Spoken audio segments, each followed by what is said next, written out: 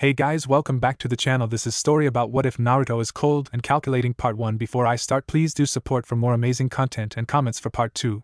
Do consider to subscribe my channel and share my video to your friends and check out the description as well. Let's start the video. You think that'll keep me in line, Yondaime? The blonde man nodded. Yeah, I think I will. He was smiling, ignoring the intense pain burning deep within his body. It felt as if his veins were burning from the inside out, his intestines trying to escape from his mouth through his stomach, and it felt as if his fingernails were trying to dig into his hands. A single drop of blood dripped from the corner of his mouth.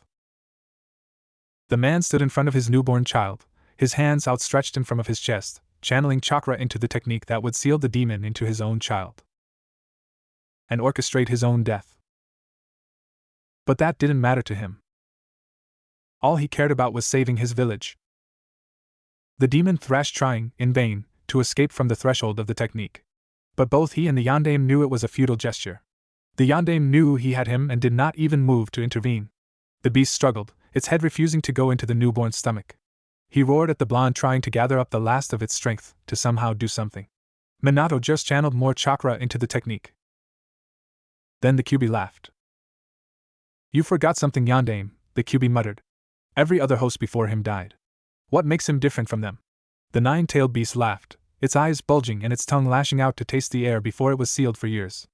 I'll kill him just like them. He's no different from them. I'll kill him. I'll devour him alive. I'll tempt him with power and control. Power to destroy. Power to rule. Power to take anything he wants. Geez, you're kind of being dramatic here, don't you think so?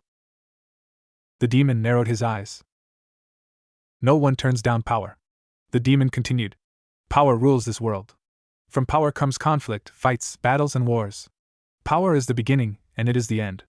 You are a fool, the demon spat. To think that your fresh-born will be any different. Your kid will fall to temptation just like the others. He will fall. He will fall into the black abyss, and I'll take him. I'll take him like I took the others. When I take him, I'll tell him it was his own damned father who sealed me within him. The Yondaime grimaced. He won't fall. He's the son of Namake's Minato and Uzumaki Kushina. He's the son of two of the greatest shinobi that Konoha has ever produced. He is our son and he'll know right from wrong. He snarled, revealing an anger uncharacteristic of him. My son will win against your temptations and your trickeries. He will not fall into your abyss or offers of power. He will fight against this world using his own strength, and nothing else. And you, Kyuubi, will die when he dies knowing that he will have resisted you for a lifetime. That is what is left for you, Kyuubi, death and a lifetime spent in a cage. A lifetime of a human is nothing to me, mortal. The demon retorted. I've seen how Jinchurikis are treated, even I wouldn't wish that upon my own kids. You are a cruel man and your son will hate you for it. He will damn you for every waking second of his life, cursing his own father. He will crave the strength to destroy those who mock and shun him. Then he'll unleash me and laugh at the ruins. Minato smiled. Not from Konoha, he whispered. Not from Konoha. The Kyuubi was sucked into Naruto, but not before having his last words. You're wrong, humans are the same, Yondaime. Fire country, water country, lightning country, they are all the same. They are the cruelest and the most evil creatures to ever roam this world. And you've just sentenced your son to a cursed life of a human sacrifice, Minato. Remember that. Minato heard the Kyuubi's last words and took them to heart. He couldn't even retort anything anymore. The Kyuubi was gone and wouldn't hear anything. The Yondaime released his technique and walked towards his son, his steps unsteady. He almost tripped a dozen times. Normally he would have used his trademark technique to appear at his son's side in an instant, but it wasn't possible. Minato was dying and that kind of technique would ruin his body.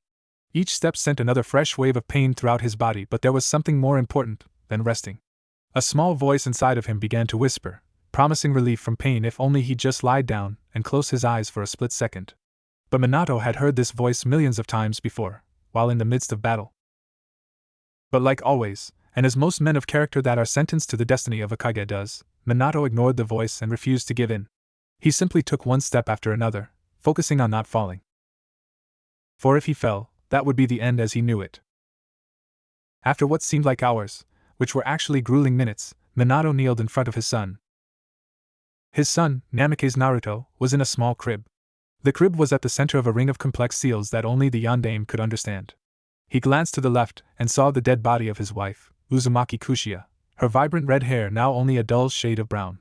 She had suffered a lot when the Kyuubi was literally ripped out of her, and Minato had been surprised that she had lasted as long as she did. He smiled a mixture of sadness at her death, and being proud of her for living the life of a true shinobi. But the love he held for her was raging within him. He glanced at the village. He reached out a hand to stroke Naruto's cheek. "Hey little guy," Minato whispered, trying not to wake his son. "I'll be going after your mom in a few, so listen up. Remember to eat your vegetables. Your mom hated vegetables, but I'm sure she would have been the Hokage instead of me if she ate vegetables. I wanted to teach you how to throw your first kunai and teach you your first jutsu, but I guess that's out of the picture now." He pointed towards the village. "Why, you're the same age as Fugaku's kid's second kid, I mean. Itachi's a very gentle child. He'll take care of you. Also Kakashi, he's been getting too hooked on naughty books lately. He tried to stay away from him." Minato jerked, caught in a violent coughing fit. He began to see a swarm of shinobi rushing towards him from the distance. "And make lots of friends, Naruto." Minato felt something fall from his eyes. He didn't check to see if it was blood or tears. It didn't matter at this point. His voice turned softer. "I know," Minato's voice was softer than it had ever been in his entire life. "I know you'll be cursed at. You'll be beaten, choked, kicked while on the floor, and people will hate you as long as you live. You'll go to sleep alone, in bruises, in the cold, and in dumpsters. Our house will be seized or burnt down. People have short memories, Naruto, and fear is the biggest driving force for people to kill one of their own. I have no illusions about how people will treat you. I know I've damned you, my own son, to a cursed life," continued Minato. Then he emphasized each word.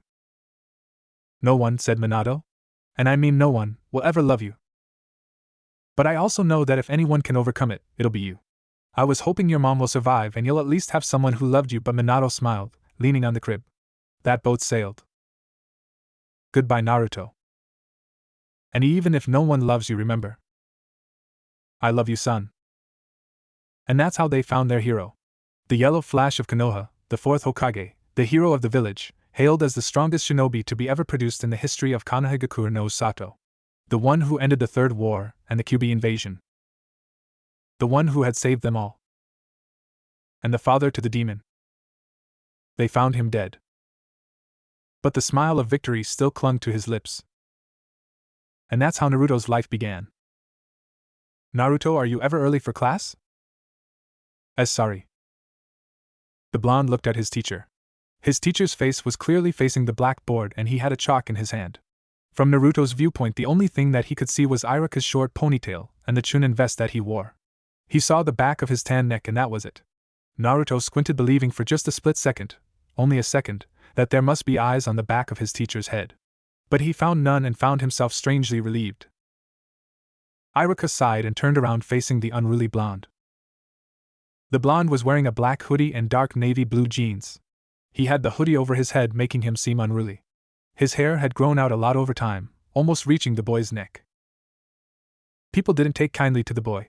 Last time Naruto had tried to cut his own hair, he ended up having to cut everything off.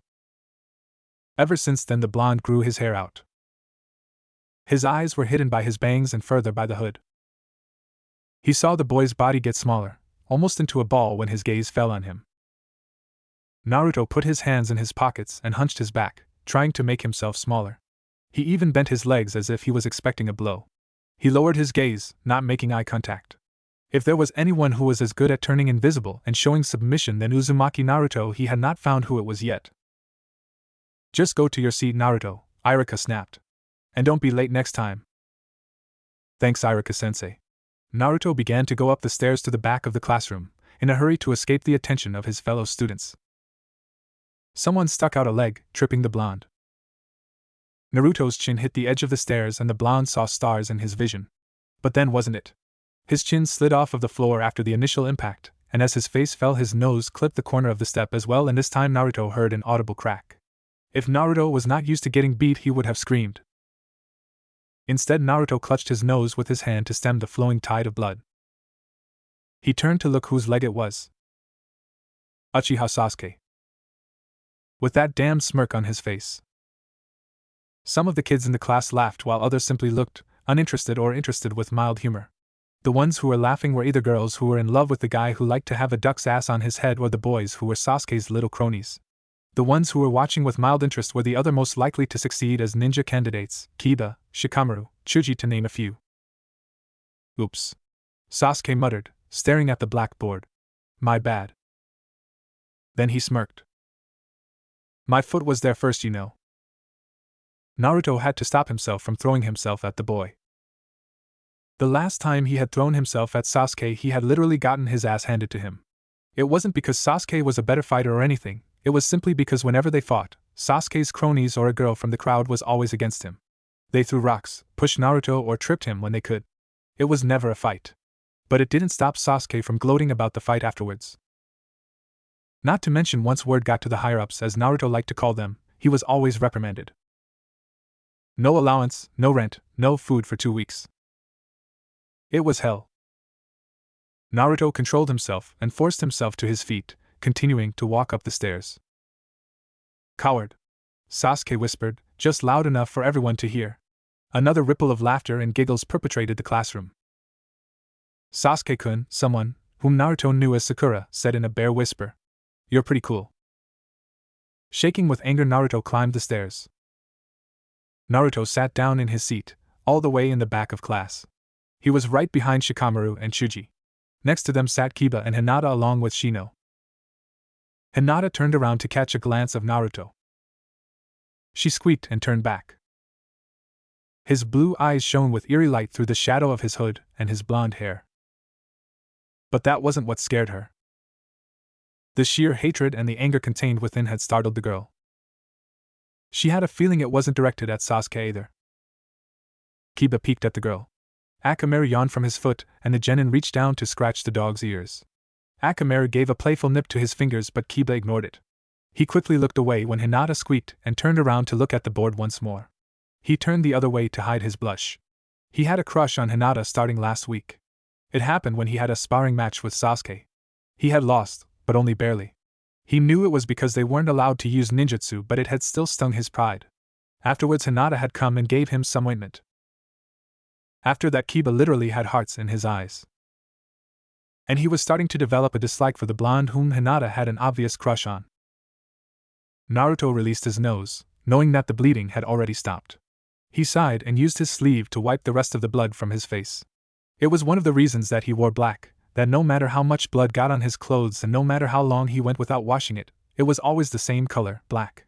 He looked at the blackboard, quickly losing interest in what his sensei was writing and talking about. He looked outside the window, seeing a different class, seeing younger kids scream and run around. Then Iruka said something that caught Naruto's attention. Naruto, Sasuke and Sakura. Iruka said. Team 7. Your sensei will be here in a moment. Iruka smiled at the class. It was great being in a class with you guys. It was my pleasure teaching you guys, one of the most talented individuals that I had the privilege of fostering. Not all of you may pass the genin test that your individual teachers will impose, and even fewer will go on to become chunin, and only a handful will ever attain the rank of jounin. But it is my belief that every single one of you in this room has the will and ability to do so. Iruka's smile faded, but the fire in his eyes did not go out. It is up to you and only you, on whether you become a shinobi that is both powerful and respectable.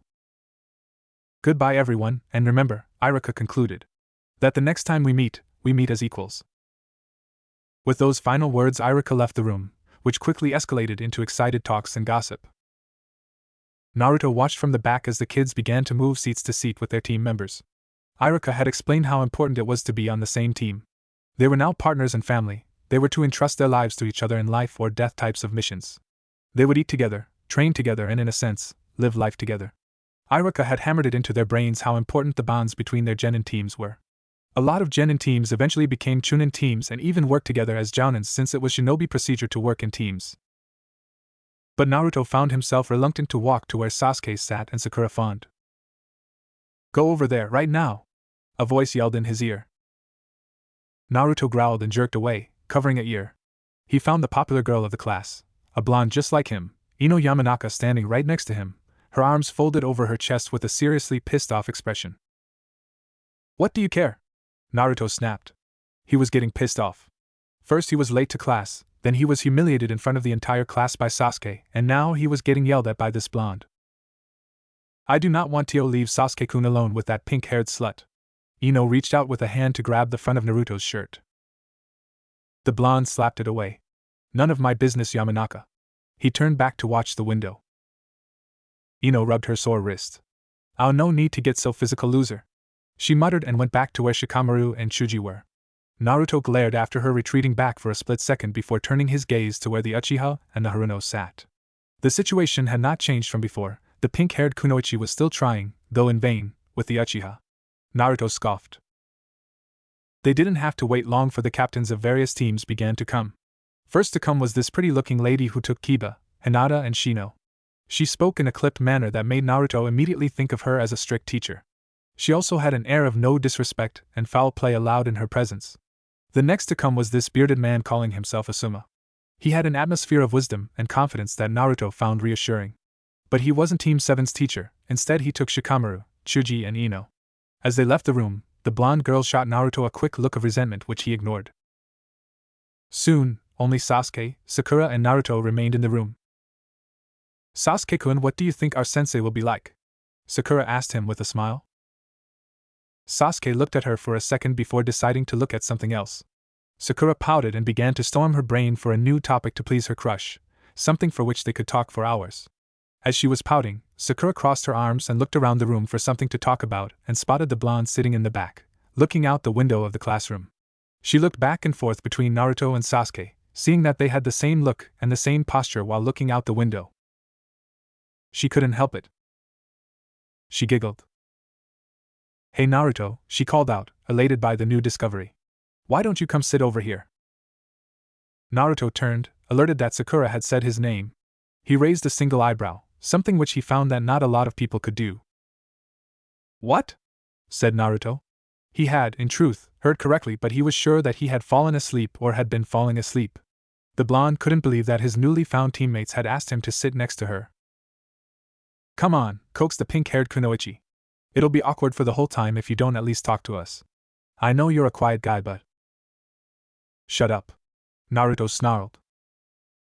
We're willing to talk with you and what? Sakura widened her eyes at the sudden release of anger from the blonde. I said shut up. Naruto narrowed his eyes. I don't consort with bullies or their little consorts. He ignored Sakura's gasp at his use of the word consort. I don't have any intention of playing buddy-buddy with the Uchiha, nor you Haruno. So stop trying to be my friend or pretending to be my teammate. The world is a cold and small place, no room for things like friends. He smiled. That way there's no room for backstabbing and heartache later on. Which you will suffer when the Uchiha finally speaks his mind and dumps you. Dumb bitch. Naruto added mentally but turned his face the other way and ignored the quickly whirling pools of tears in Sakura's eyes.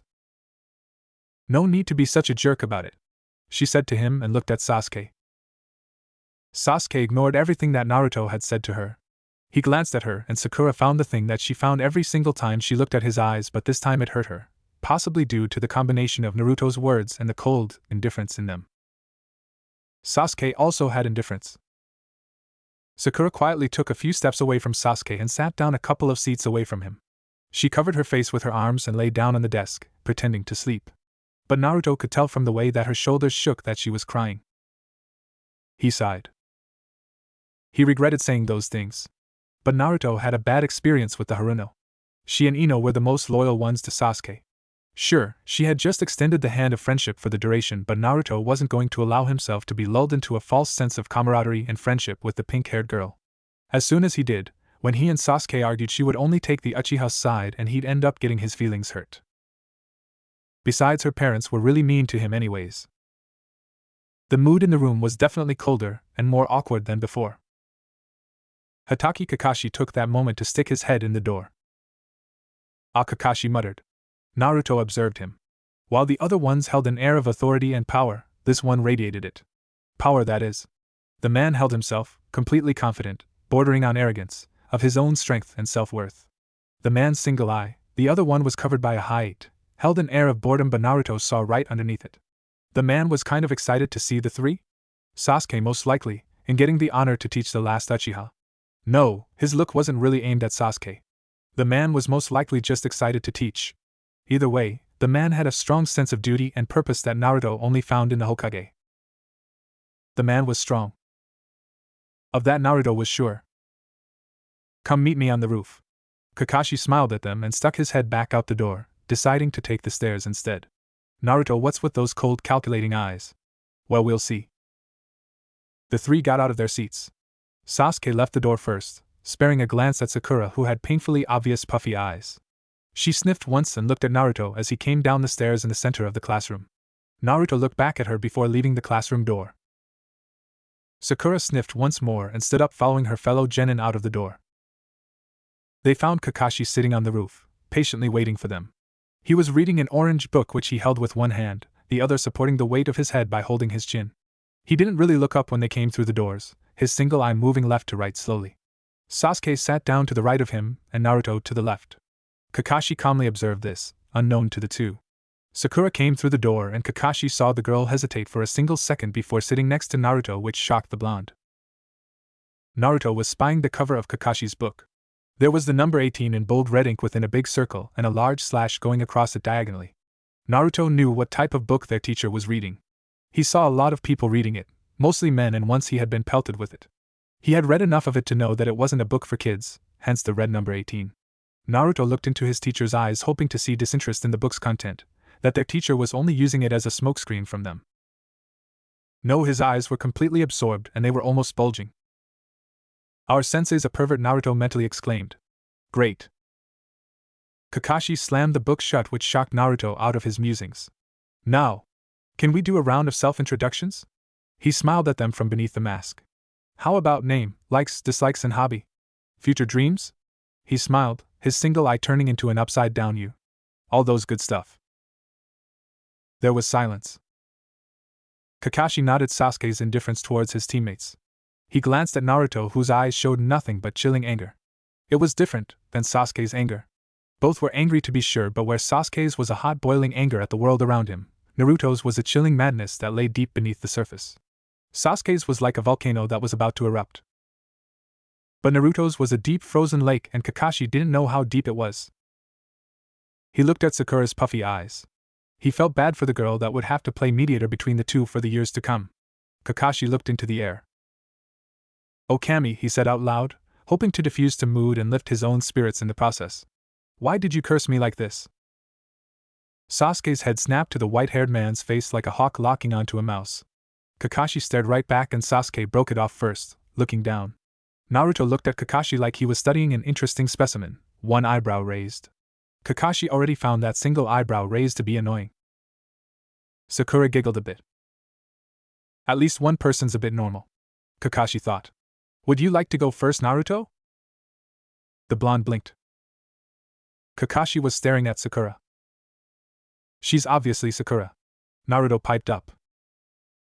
It was just a joke, said Kakashi. Geesh, trying to lighten the mood. Come on guys, lighten up. So would you like to go first, Sakura? Sakura nodded. I'm Haruno Sakura. I like being a shinobi, I guess. Kakashi and Naruto caught the glance that she shot towards the Uchiha. Something he did pissed her off. Kakashi looked at Sasuke. Oh, just wait till she gets stronger, Sasuke, you'll regret crossing her. I dislike stupid people, I guess. Or loners. This time she shot a quick glance at Naruto. Oh, Naruto helped him. Wow, teamwork in the wrong direction already. My dream is to, she hung her head. I don't really have a dream. Sasuke? Sasuke glared daggers at the older man, but it didn't work. He sighed and began. Name's Uchiha Sasuke. I like nothing. I dislike being weak or weakness of any kind. My hobby is training. My dream is to, Sasuke hesitated. I have no dream. I have an ambition. What's your ambition, Sasuke-kun? Sakura asked despite herself. That's the first time Sasuke had revealed so much about himself. Sasuke glared at her, and this time it worked. Kakashi calmly looked at Naruto. Sakura followed, and even Sasuke turned his head, curious as to what the dead last of his class would say. Name's Uzumaki Naruto. The blonde began. He shrugged. I like strength. I dislike bullies. My dream, he smirked. My dream is to become Hokage and change this village. Change this village? Kakashi repeated with a frown. Naruto nodded. Change this village. What do you mean? Sakura asked, genuinely curious. We can get to the details later, Kakashi interjected. But I regret to inform you that you guys are not genin yet. Sasuke and Naruto's heads snapped to attention, their backs suddenly straight. Ah, thought Kakashi. I finally have your full attention. Kakashi cleared his throat and continued speaking. Tomorrow, at 10 o'clock sharp, I will test you all three on the requirements to be a genin. He locked eyes with each of them, putting emphasis into his words to make them take his next word seriously. If you fail, you fail. Not only do you fail, you are kicked out of the ninja program. Mark my words, in my 5 years of teaching, not one team has passed my test. Sakura gulped. Sasuke looked pissed off and Naruto simply looked mildly surprised. I'm already finding this to be a repetitive pattern. Kakashi's sweat dropped. I hate patterns. He whispered. What? Sakura asked, her eyes already full of fear. Nothing. Kakashi tried to smile reassuringly, but Sakura just looked more scared. See you guys tomorrow then. With those words as his farewell, the one-eyed shinobi puffed into smoke, disappearing from existence. The three were left alone once again. Guys, Sakura told them. We have to do something or we're going to fail. That guy's crazy. I don't care. Sasuke made a motion as to get up. I'll pass on my own power. You two can fail for all I care. Naruto's foot bumped into the Uchiha's chest, forcing him to sit back down. Sasuke's temper flared up and he looked right at Naruto, his eyes wide and absolutely livid with fury. Naruto stared right back, his hood still over his head and his blue eyes chilling Sasuke's fire with a coldness that shone right through his bangs. Sit down, Uchiha, Naruto spat the name like a curse. I don't want to work together with you any more than you want to with me, but this is serious. Our opponent is a jounin. He didn't say anything about the test, Sasuke growled. We don't even know how he's going to. He will. Sakura interjected, her voice sure. I'm sure of it. The way he said he's going to test us, we're going to have to work together. Sasuke took a sharp intake of breath, then exhaled. So what? You want us to start devising team jutsus or something right now? Get real, the test is tomorrow. I'm leaving. He tried to stand again. Naruto's foot forced him back onto his butt again, rougher than before. Sasuke rushed forward, taking out 2 kunais in the blink of an eye. Before Sakura knew what was going on, Sasuke had both kunais right next to Naruto's neck on either side. He had his teeth bared in a snarl, his eyes on fire. On the other side, Naruto sat coolly, leaning back, his foot on Sasuke's chest and one arm in his hoodie pocket. The other one was holding a kunai, its point right on Sasuke's Adam's apple. Naruto smiled as Sasuke snarled audibly. Do it, Uchiha, Naruto whispered. I assure you it won't end like last time. Sasuke leaned forward. He felt the kunai stab a bit deeper into his Adam's apple. Naruto smirked. Sasuke backed off just as fast as he had rushed forward. He crossed his arms and sat down on his chair again. Count yourself lucky, Uzumaki, we have a test together tomorrow. He inserted both kunai into his holster near his butt. Naruto played with the kunai, spinning it around in his palm, not by the ring on its handle but by the handle itself, and then put it back on the holster on his thigh. Then he turned his gaze back to Sakura. What do you propose? It was a statement, now a question. What? Sakura asked in shock. Why, you're asking me? Naruto sighed and rolled his eyes. I'm not going to listen to what he says and he's not going to listen to what I say. He pointed in her direction. You're the only one who can order us around. Sakura nodded, seeing the logic in his words. But mark my words, Pinky, Naruto whispered. If you make stupid plans, I'm going solo. Sakura gulped. Okay, she closed her eyes and mentally cheered herself on. So I'm pretty sure this plan will work for every type of test unless he pits us against each other. So here's the plan. Kakashi showed up at the training ground. He saw Sasuke leaning on a tree, looking as cool as ever. Naruto was sitting on a rock nearby, staring at the approaching jounin. Sakura was pacing back and forth. Whether it was from nervousness or excitement, Kakashi couldn't tell.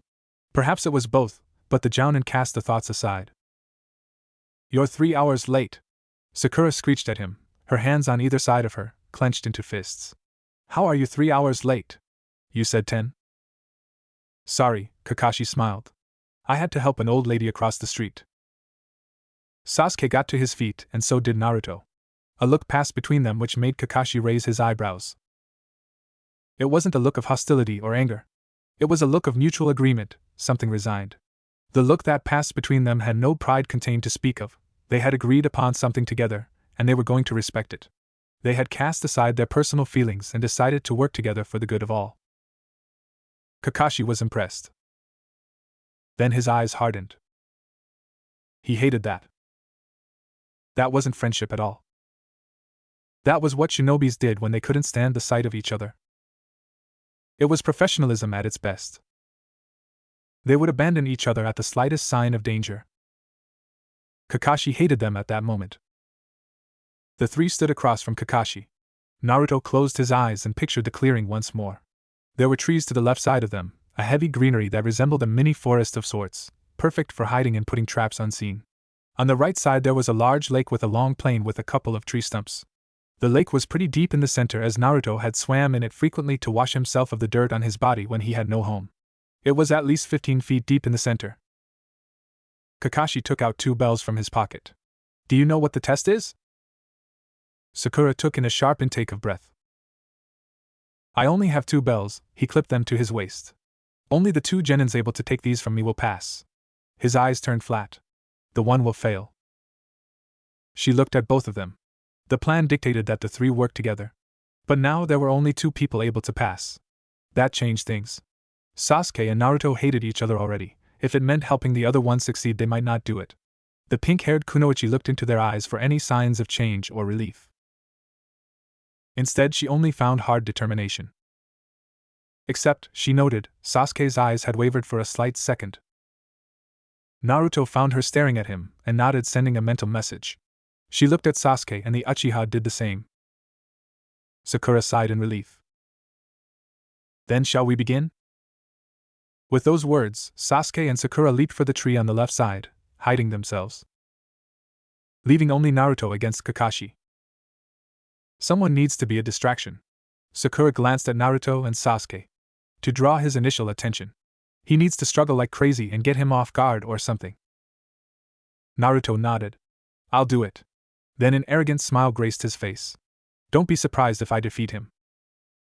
Not going after them? Kakashi was reading the book in his hand. Naruto shrugged. We play by different rules. You overestimate yourself, grasshopper. Kakashi did not take his eyes off of the book. Naruto sprang into action. He rushed the jounin, skipping the space across them in a split second. Kakashi's single eye widened for a split second, impressed but quickly turned emotionless again. Naruto spun once, launching a sideways kick which Kakashi batted away with his hand. Naruto then leaned into Kakashi, punching 3 times with each hand in quick succession. The jounin batted each strike away with his hand, never taking his eyes off of the book. Naruto raised a single eyebrow, quickly thinking. One hand, eh? He thought. Then what about this? He punched with both hands. Kakashi bent low to the ground, both of his legs going behind him. He thrust out his arm in front of him, bent at the elbow as if it was in a cast. One fist struck Kakashi's elbow while the other struck the back of Kakashi's own fist. Kakashi smiled beneath his mask. Pretty creative. Naruto's foot spun from the side, arcing downwards towards Kakashi's face in an axe kick. Kakashi quickly backed away with his face, dodging it by millimeters. He actually felt the air from Naruto's kick brushed by his nose.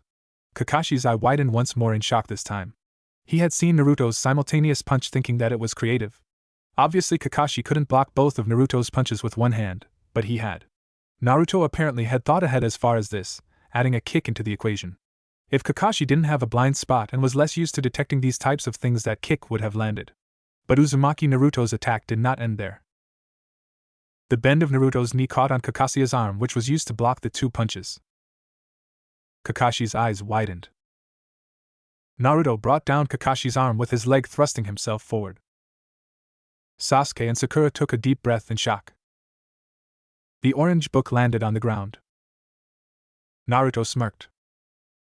Kakashi's arm that had blocked the initial strike had been brought down by Naruto's leg. He could have tried to block Naruto's strike with the first arm, but he had a feeling that the blonde would have immediately adapted and done something else to cancel Kakashi's block. So Kakashi did the only thing reasonable, which was to drop his book and use that arm to block Naruto's headbutt. So they stood there, Kakashi with his arm on Naruto's height, blocking his headbutt, and Naruto standing there, leaning on Kakashi using only his forehead. What kind of unorthodox fighting style is this? Kakashi glanced at his book, which lay on the ground a couple of feet away. This is more like street fighting than the standard academy taijutsu. What's up with this kid? Naruto backed up a couple of steps, taking long skipping steps. He rubbed his hide with his hand. I was 100% sure he was going to at least take one hit. He glanced at the orange book lying on the ground a couple of feet away, feeling a fierce feeling of satisfaction well up within him. Okay, one more go. Then Naruto rushed Kakashi once more. Kakashi readied himself. Naruto turned his body at the last second, skidding along the ground, his right shoulder facing Kakashi. He lashed out with a kick towards Kakashi's chest. The man batted aside. Naruto followed up by leaning in and stepping forward with the same leg, throwing a punch with each arm in succession. Kakashi batted those away as well with his palms, each time hitting Naruto's wrist. Then Naruto spun using his front leg, his leg coming from behind to strike Kakashi.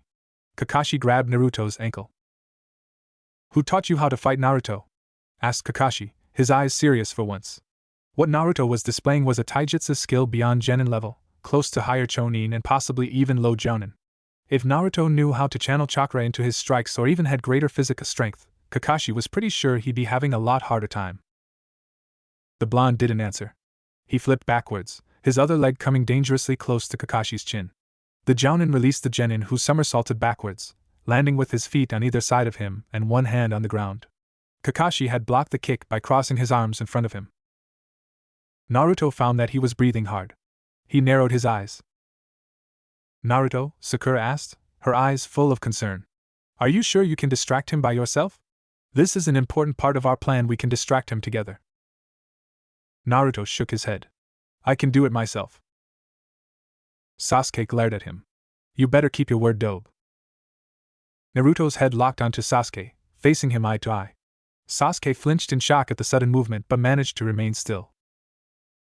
"I always keep my word."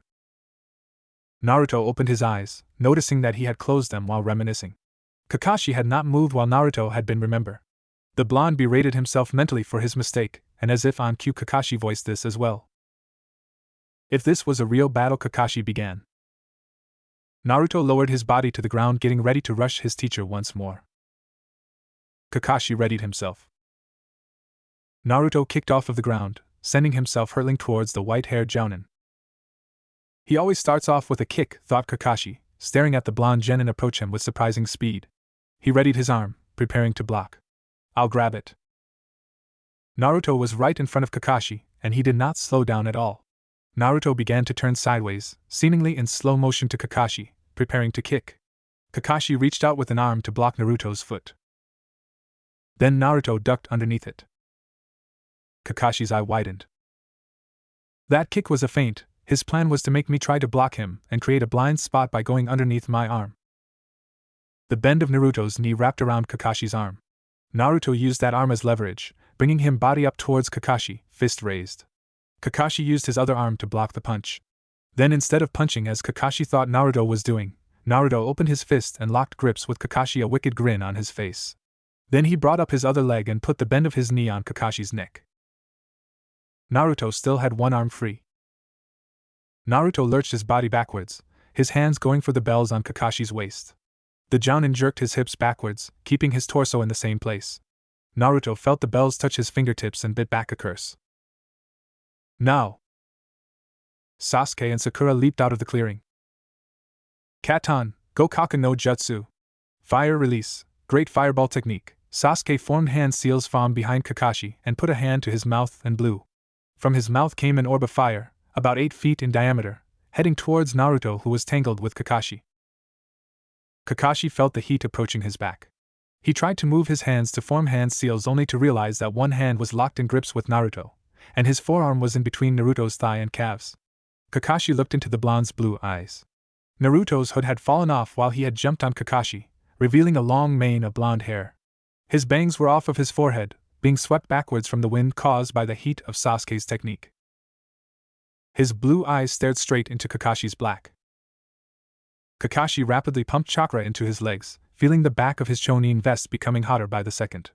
Then he jumped upwards, releasing the chakra he had been building up in his legs. He struggled once more to try and get Naruto off of him, but it was too late. They were in midair. And the blonde flashed him a wicked smile. "Shit." The blonde jerked backwards once more, his remaining hand trying to grab the bells on Kakashi's waist. Kakashi freaked out and sent his hips backwards once more, getting the bells out of Naruto's reach. But the damage had been done.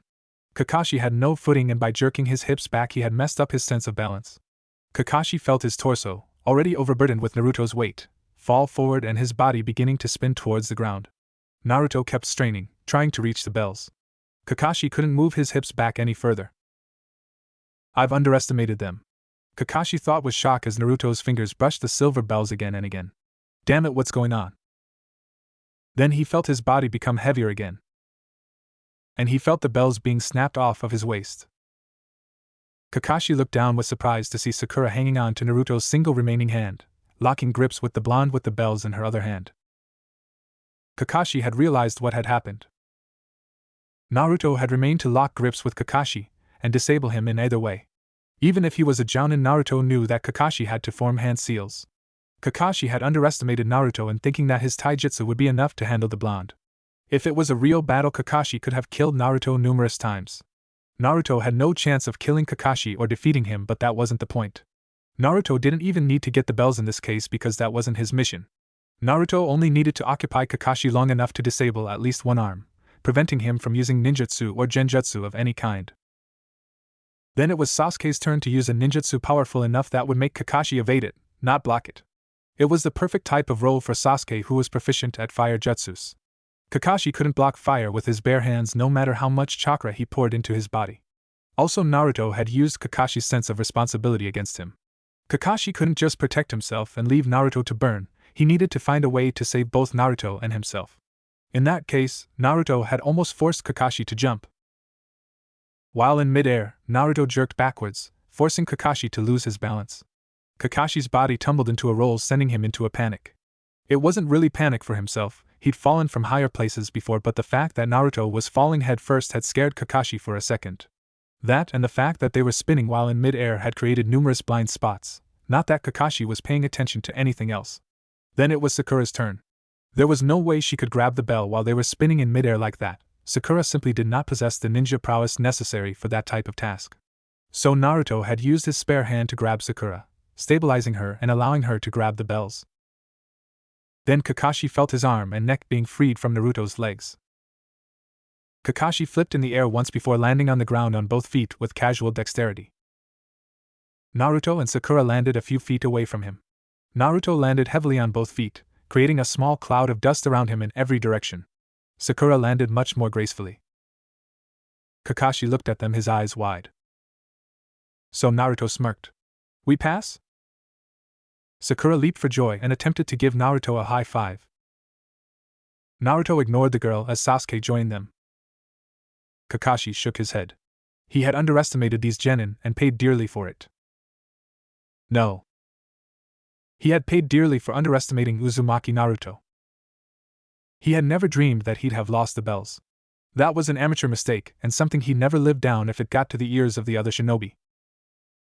That was okay. He just had to make the other jounin see how special and unique his students were. He smiled at them. You pass. You will start to report here for training and missions. I'm glad to have you as a team. Kakashi turned around and heard Sakura squeal with joy.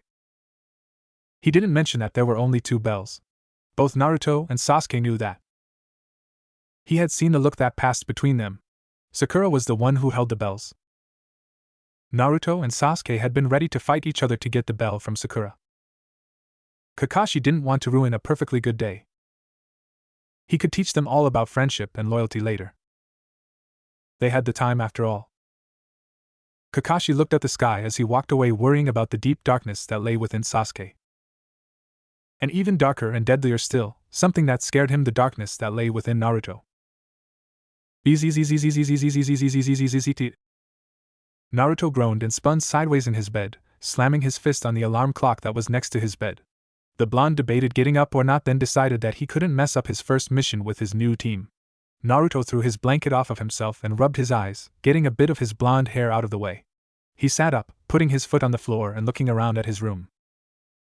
The window had been smashed long time ago by a stray rock. It was only stray because it had been aimed at Naruto, and it had missed the blonde, had gone through it. The broken glass was still scattered about the floor. The blonde stare moved from the window to his door, which was attached to the doorway only by its bottom hinge. That had happened when he was 8. Some drunkards broke in and had trashed his door in the process. Luckily they were drunk and did not bother to check the closet where Naruto hid, shivering in terror, as only a terrified child could. Naruto wasn't a child anymore. Living in terror every day had changed the boy. Somewhere along the way he decided that he wasn't going to take their shit anymore. He wasn't going to be simply beaten, trampled, cursed and spat on anymore. Naruto had made a promise to himself to become powerful to protect himself. Ever since he turned 10 he stopped hiding. The people came in looking for him and attempting to trash his stuff, and they found him standing right there. Naruto fought as only a child could, biting, scratching and slapping. It didn't work very well. For the first couple of months Naruto was always bitten to a pulp and spat, cursed and pissed at before the invaders left. That happened every single day. Until one day Naruto won. After fighting each and every single day, Naruto, who was already gifted with talents of a shinobi, was getting better at taijutsu. Not to mention he had access to kunai shuriken, something that most civilians did not bother to buy. He didn't stick to the standard taijutsu that was taught to him by the academy. It was an useless art. The taijutsu that Naruto used was quick, dirty and most of all, powerful. Naruto wasn't above grabbing some sand or glass off of the floor and throwing it in someone's eyes.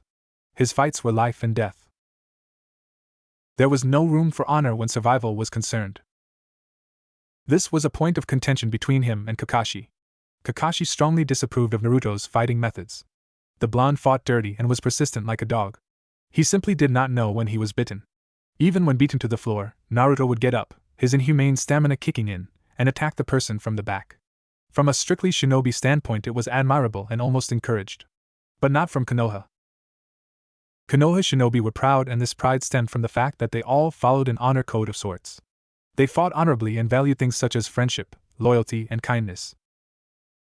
When Kakashi tried to explain this to the blonde after beating him to a pulp in a training exercise, Naruto had simply cursed and threw sand in his eye, kicking him in the groin. Kakashi was caught completely by surprise, and this shocked even the Uchiha and Sakura. Kakashi's hands immediately went to his eye and then to his groin. While Kakashi was falling, Naruto stepped on his foot. Kakashi lashed out with a fist that sent the blonde flying and unconscious.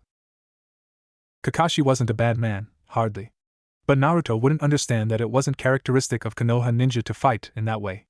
Naruto couldn't get it through his head, terms of honor and friendship. The blonde told Kakashi that nothing mattered as long as he won in the end. To the Jounin it was the greatest insult he could receive. It was the fourth Hokage, who was his teacher and the blonde's father, whom had worked his whole life to make Konoha this way. Now his own son was dismissing it as foolishness, adopting a doctrine similar to the bloody mist of the old, or some other lesser crueler villages. The Jounin couldn't exactly pin this on the blonde's personality, and yell at him for this either. It was simply the blonde's nature, a combination of his natural savagery and his upbringing. The blonde put on his shoes, black sneakers that he had received from the Sandaime upon his graduation as a genin. Naruto looked into the cracked mirror in his bathroom. His body was riddled with scars all over. He also knew for a fact that his back was covered in scars as well. He looked at his reflection in the mirror, remembering taking his shirt off of his teammates. Sakura gasped softly. Naruto turned around, glancing at her for a brief moment before seeing shock in her eyes, not admiration. He had thought that she was just happy that Sasuke took off his shirt in her presence, or that she was shocked that the boys were taking off their clothes. But the shock, the horror in her eyes combined with the fact that when her green eyes met his cerulean blue, she looked away in fear. Sakura couldn't believe the amount of scars on Naruto's back. Also, when Naruto had turned his face to look at her for a brief moment, she had seen an equal amount of scars, if not more, on his chest and stomach.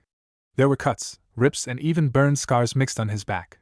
She knew what type of scars they were because it was standard academy rule to teach what type of wounds caused what types of scars. If Sakura wasn't wrong, Naruto had a scar of every type on his back.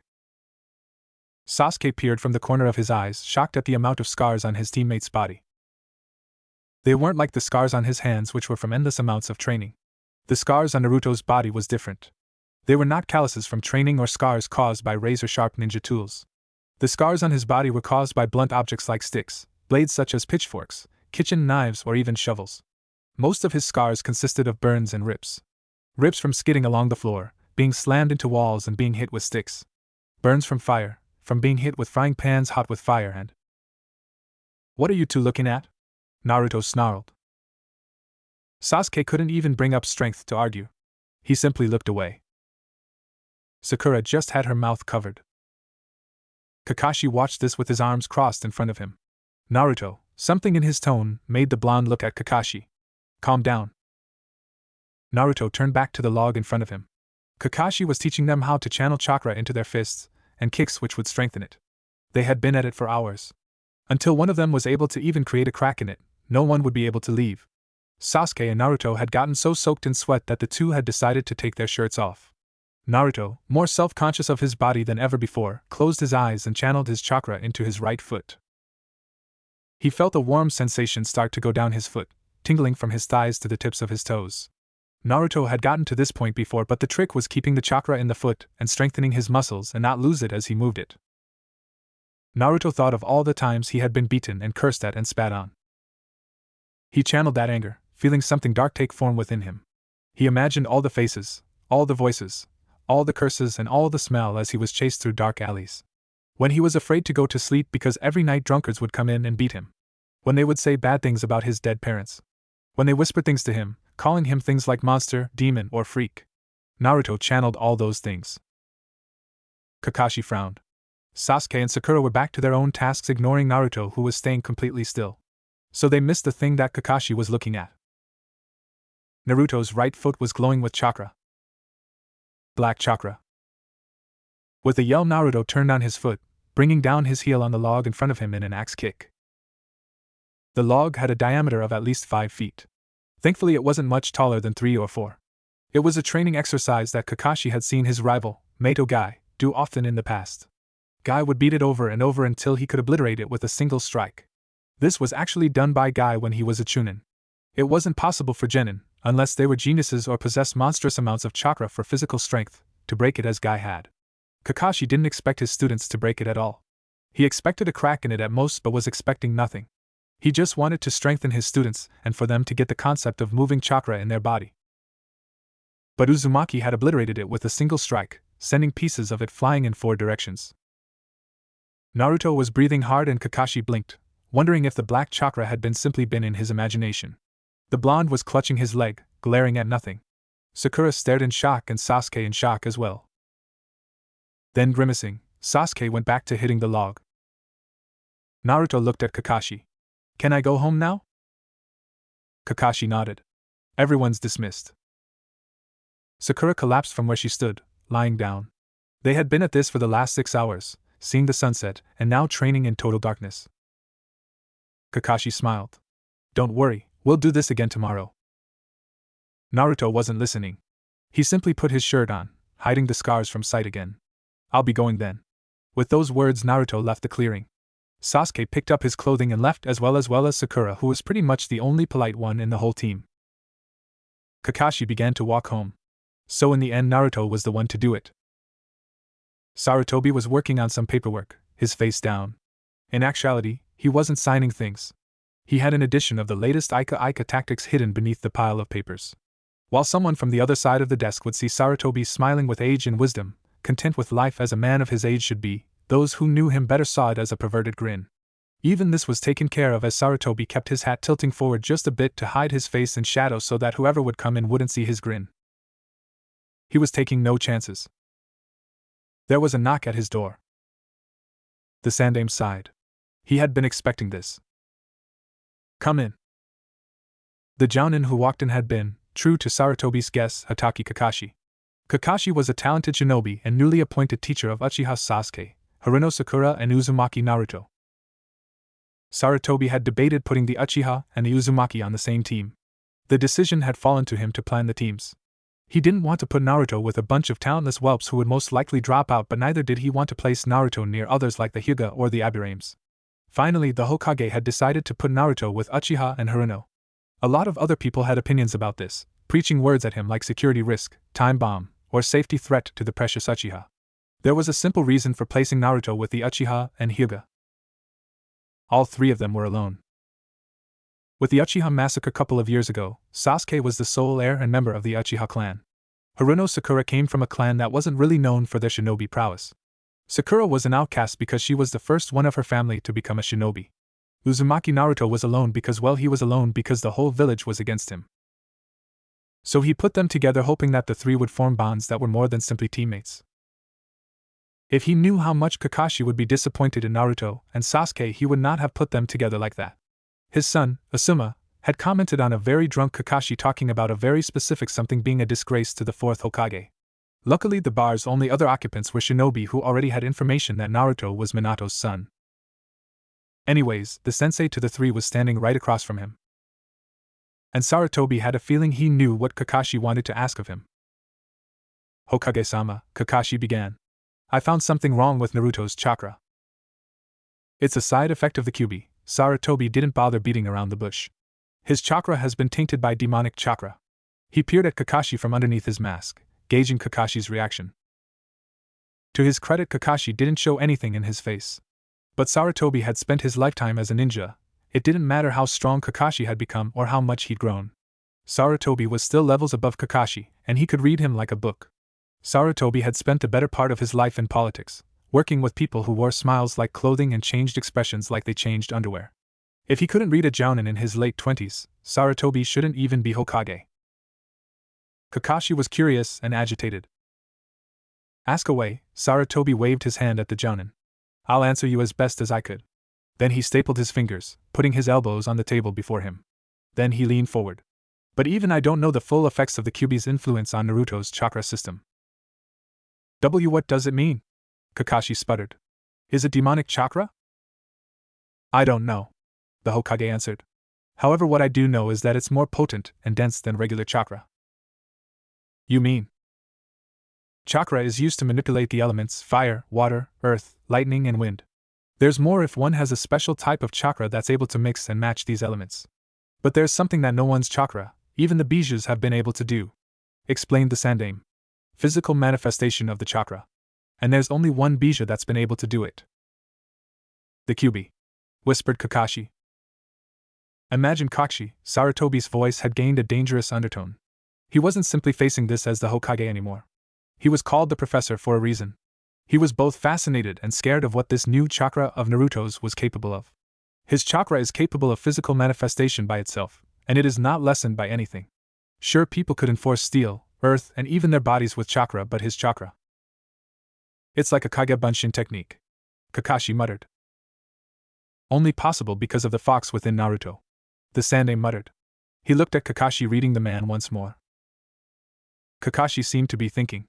I'll be taking my leave then, Hokage-sama, Kakashi said quietly. Kakashi turned to leave. Kakashi, Sarutobi turned back to reading Ika tactics, but his heart wasn't in it anymore. He was thinking of the blonde now. He's a good kid, Kakashi, take care of him. Something dangerous entered his voice. Understood? Understood, Hokage-sama. Kakashi came to the gate where he was supposed to find his students waiting for him to find absolute hell. Sakura was off, sitting on a rock crying her eyes out. She had a large wound on one side of her cheek. Her bag was next to her, ripped open and all her supplies strewn across the ground. Kakashi didn't even care that most of them were cosmetics, not shinobi gear, but he found himself getting more and more annoyed at his supposedly cute little students. He found the blonde and the Uchiha fighting as if their lives depended on it. The blonde was winning. Naruto skidded across the ground, spinning sideways and launching a kick towards Sasuke. Sasuke crossed his arms in front of him, blocking the kick. Naruto spun once more and kicked. However, this time he was much closer to Sasuke than before. Also, instead of kicking straight forward like he did previously, his leg spun in from the side. The bend of Naruto's leg, the leg he was kicking with, hooked around Sasuke's arms, which were crossed in front of him. The Uchiha couldn't resist the pull of Naruto's leg and felt his arms go down, and with it his guard, leaving his face and chest exposed. Naruto continued with the spin and with his other leg, slammed his shin into the side of Sasuke's face. Sasuke sputtered, spitting blood and skidded across the ground sideways. Naruto didn't give the Uchiha any moment to recover. He rushed him again. How does it feel, Uchiha? Naruto whispered, his face right in front of Sasuke. To fight me without any of your cronies around. Then he kicked Sasuke's heel, sending the Uchiha falling over backwards. Naruto reversed his momentum, punching Sasuke in the chest. At the last second, Sasuke put his guard up, crossing his arms and taking the punch on his forearms instead. Sasuke fell to the ground on his back, but his guard still up. Naruto didn't take his fist off of Sasuke's arm after punching him. Instead, he pushed harder and fell with Sasuke. He growled at the Uchiha, obviously angry. Both of you stop it right now, Naruto and Sasuke barely registered the owner of the voice as their sensei and team leader, Hatake Kakashi. They just stared at each other, trying to overpower the other. Right now! Kakashi yelled. At that, the two stopped and looked at Kakashi. Naruto got off of Sasuke glaring, and Sasuke sat up, glaring right back. What's wrong with you two? Kakashi had Sakura in his arms. What happened here? Naruto sat on a rock waiting for Kakashi. He glanced over at where Sasuke was sitting. Sasuke, as usual, was brooding. Sakura sat next to him, coiling her hair around one finger, eyeing the Uchiha coyly. Naruto usually wasn't interested, but today the Uchiha seemed to be in a fouler mood than normal. No matter how much Sakura talked or how soft her voice got, Sasuke was ignoring her. It was sad to watch from the blonde's standpoint. Come on, Sasuke-kun, Sakura muttered. Don't you think the height looks really nice on my hair like this? She said with a shy smile. Sasuke made a vague noise, varying from agreement to a groan. Naruto wondered what Sakura saw in the Uchiha. Sure, the Uchiha was good looking, but he never paid any amount of attention to the pink-haired kunoichi. Didn't she get sick of him? Naruto wondered why she liked a guy who openly detested her so much. To him it was comparable to being nice to the villagers who for so long have openly despised him. He was beginning to wonder if she was a masochist. Sakura just sighed and began to look for another object to talk about or occupy her interest. She found Naruto looking at the two. For a second she wasn't sure if Naruto was looking at them or not, because his eyes were covered by his bangs and from the shadow of his black hood, which was kept up permanently. In Sakura's opinion, Naruto looked a lot like a homeless man. He never smelled. Naruto himself had a heightened sense of smell and could never stand himself to give off a stench, but he was almost always dirty. He looked like he only had a single pair of clothes, and there were always these crusty blood stains on them if one would look closely at them. Sakura didn't know a lot about Naruto. She knew that a lot of the kids hated him and bullied him. Well, not openly. A lot of the kids were afraid of Naruto. He was dead last because he skipped classes and failed all written portions of exams. However, what everyone acknowledged, though they were afraid to openly say it, was that Naruto was strong. In a street fight, or a straight-up one-on-one fight, Naruto was almost never beaten. The only person who had ever managed to beat up Naruto was Sasuke, and that was only because he had a ring of kids who were on his side. Everyone, deep down inside, knew that it was not a fair victory. But a victory was always celebrated towards an openly hated figure like Naruto.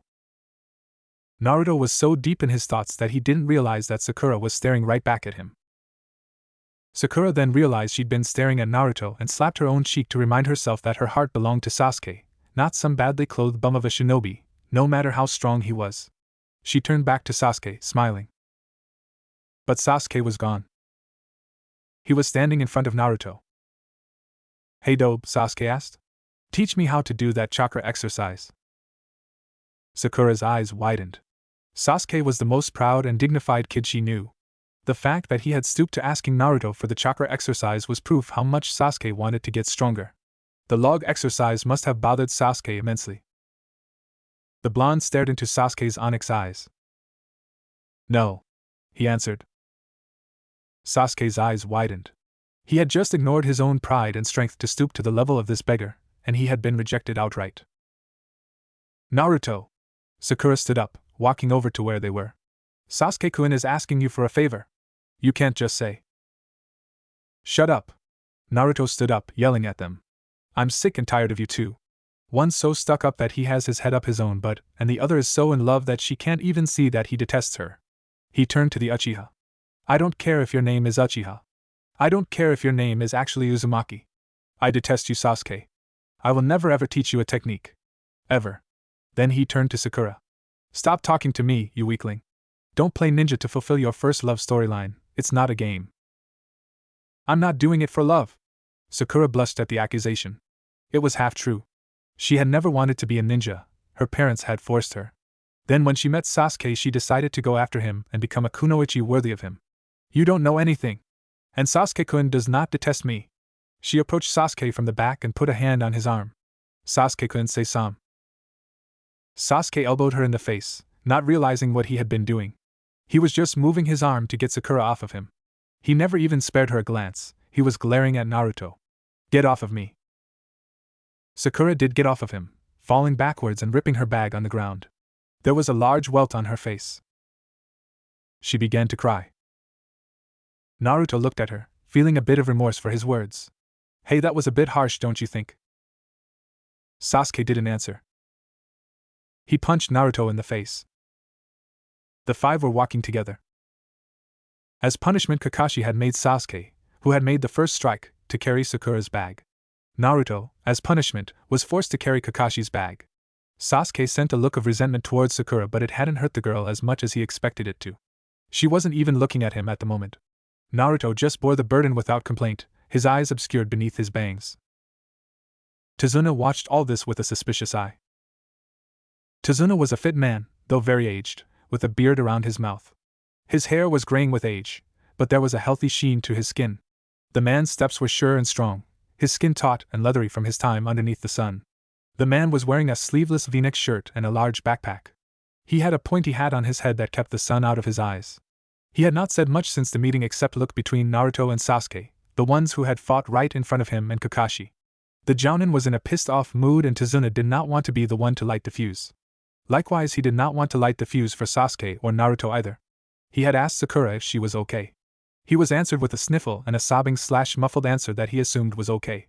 She was a shinobi after all. She should be strong. Sasuke was furious. I lost, that was clearly my loss. He shot a glance towards the blonde who was carrying the bags, an annoyed expression on his face. The Uchiha recalled when Kakashi and Naruto had fought for the first time. Kakashi seemed shocked and impressed. Naruto was definitely stronger than him in terms of simple ninjutsu. That wasn't for lack of trying, though. Sasuke, in their previous battle, had tried desperately to gain some distance so that he could have time to form hand seals for a Katon Jutsu, or a Bunshin Jutsu, or at least even the time to throw a shuriken. Instead, Naruto used that damned speed of his to close in on him every time. Even when Sasuke blocked, he used those damned leg techniques of his to somehow break through. The particularly annoying thing was that leg hook thing that Naruto did. Whenever Sasuke guarded, he would simply bring his leg up and hook it in the bend of his knee, bringing it down. Sasuke knew that legs were naturally strong than arms, but it still frustrated him nonetheless. If only I had the Sharingan. Sasuke sighed and readjusted the backpacks he was carrying. He looked at Sakura and felt a sharp stab of remorse and regret. He hadn't meant to do that. It was just he was so frustrated lately. Catching cats, pulling potatoes, helping civilians move out of houses. He glanced at Naruto again. He had seen how people treated him for the first time. Sasuke felt pity for the blonde when a particularly nasty event happened. Someone from the second floor splashed water on him. Sasuke and Sakura had been walking a bit behind him when it happened. Sakura had gasped and was about to run over to help him when Naruto did something that shocked both of them. He ignored it, as if that was something that happened to him every day, and kept on walking. Naruto's pay had been docked for the damaged items in the boxes he had been carrying. Sasuke was lost in his thoughts when something crazy happened. Sakura screamed. Sasuke, acting on instinct, turned around just in time to see Kakashi being ripped to pieces by chains that were wrapped around him. The two were obviously shinobi, from Kirigakure according to their height. One had unruly hair, reaching to his shoulders. The other one had straight hair coming down to his neck. Both had camouflage clothing and a long black cloak around them. But Sasuke dismissed those as useless information. The thing that he was concentrating on were the gauntlets that the two brothers wore. They had one gauntlet each, and the gauntlets were connected to the other one's gauntlet by a chain. The chain was formed of steel rings, each individual ring decorated with a sharp blade on either side. The two rushed towards them. Sasuke rushed forward to find that Naruto had reacted at the same time he did. They glanced at one another and reached a mutual understanding. They're mine, Uchiha, thought the blonde. I'll be the one to take them down, Uzumaki. Naruto reached one with the unruly hair. He had a crazed look in his eyes. The man raised his gauntlet and brought it down towards Naruto. The blonde turned sideways, dodging the strike easily. When the ninja followed up with an uppercut using his bare hand, Naruto turned the other way, dodging it as well. Naruto's foot spun overhead in an arc towards the man's forehead. The missed knee jerked backwards, dodging the kick, then stabbed towards Naruto with his gauntlet. Naruto turned sideways, dodging it so that he was facing the gauntlet. In the blink of an eye, he placed his elbow on top of the gauntlet, and his knee right below the gauntlet. Naruto channeled his chakra for a brief moment. Sakura saw Naruto's arm and leg glow with darkness. No, it didn't glow. It was a darkness that didn't belong there. It didn't produce a dark light, it sucked up the light around it. That is how it got its existence. It didn't exist by itself, it only existed because it could suck up the light around it. It didn't belong here. With a loud crack of thunder, the gauntlet was crushed. The Mist Nin looked at Naruto, his eyes wide. With the knee that crushed the gauntlet, Naruto kicked the ground. Using that kick as the force, Naruto pushed his knee into the Mist Nin's stomach. The Mist Nin doubled over, grasping his stomach. Naruto backed up and did another overhead kick, his foot covered in black chakra. Naruto's heel met Meizu's head, sending it crashing to the ground, rendering the shinobi unconscious. Naruto looked over at Sasuke. When his opponent stabbed forward with the gauntlet, Sasuke grabbed it. He used it to jump sideways, on the outside of the Mist Nin's available view. Sasuke put his feet on the tree right behind him and pushed, forcing the Mist Nin to fall over. Gozu struggled trying to move his gauntlet, but felt the cold bite of metal against his neck. He looked to find Sasuke sitting on top of him from the side of his kunai on the man's neck. But Sasuke had not disabled his other arm. Gozu's other arm whipped towards Sasuke's head, a kunai in his hand. Naruto's palm met the kunai. Sakura gasped. The kunai stabbed through Naruto's palm, piercing clean through. However, Naruto did not flinch and grabbed the hand that was grabbing the kunai. Gozu stared at what just happened with Sasuke, the latter in shock. He had a bit of blood on the side of his face, some of it splashing on him when Naruto's hand had been stabbed with the kunai. A foot came from nowhere and kicked Gozu in the side of his neck, rendering the man unconscious. The hand holding the kunai went limp and fell. However, the kunai was still stuck in Naruto's hand. The genin locked gazes with Sasuke for a bare second before walking away, taking the blade out of his hand and moving towards his backpack.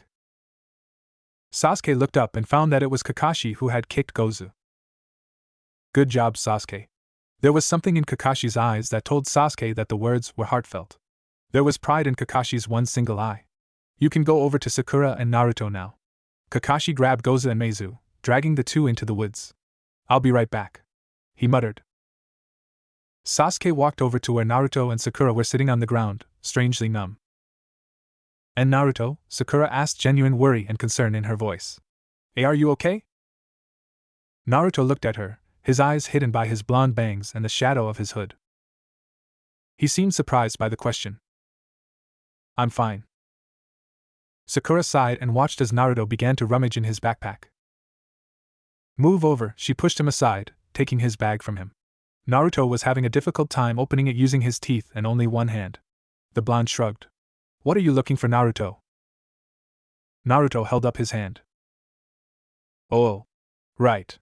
Sakura muttered, rather bashful. She looked in his bag, finding some disinfectants and a roll of bandages.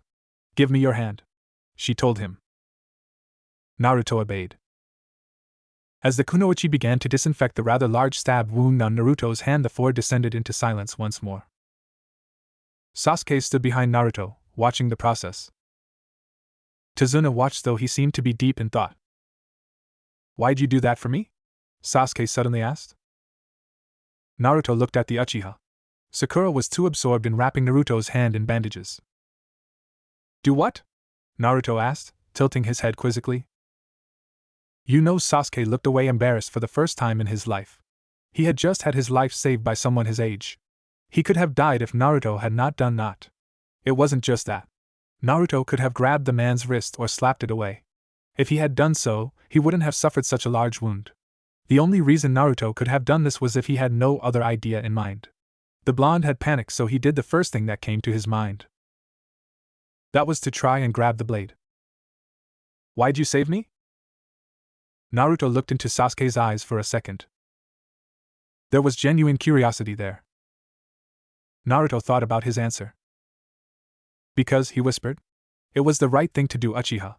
He stared at Sasuke, locking gazes. I'd do the same for Sakura too. Sakura finished bandaging the blonde's hand and looked at him.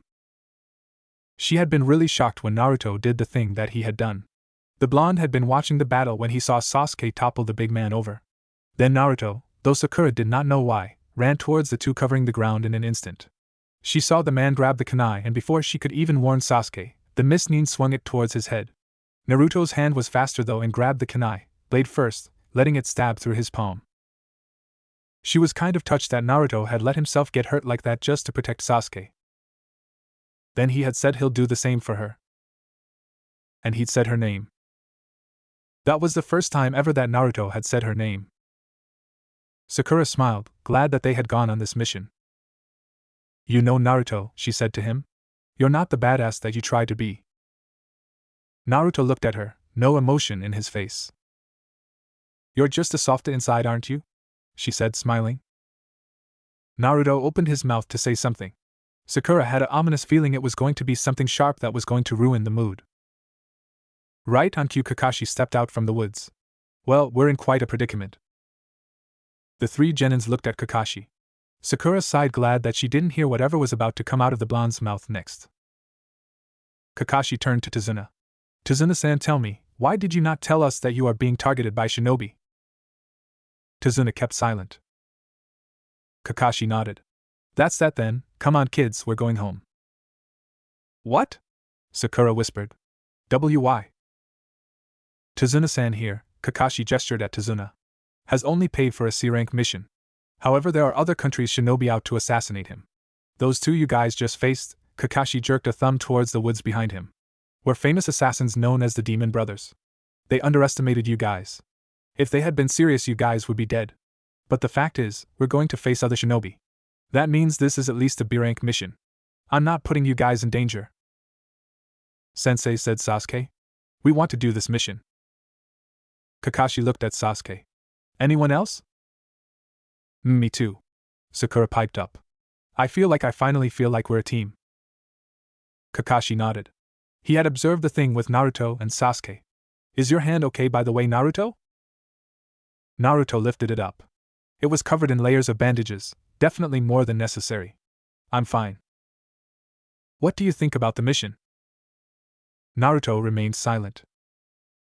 Then he turned to Tazuna. Tazuna began to moan. Oh, my pretty daughter and my grandson, they'll be devastated when they hear it because inhumane shinobi from Konoha refused to escort me back to my house. I was killed, oh my family. Naruto sighed.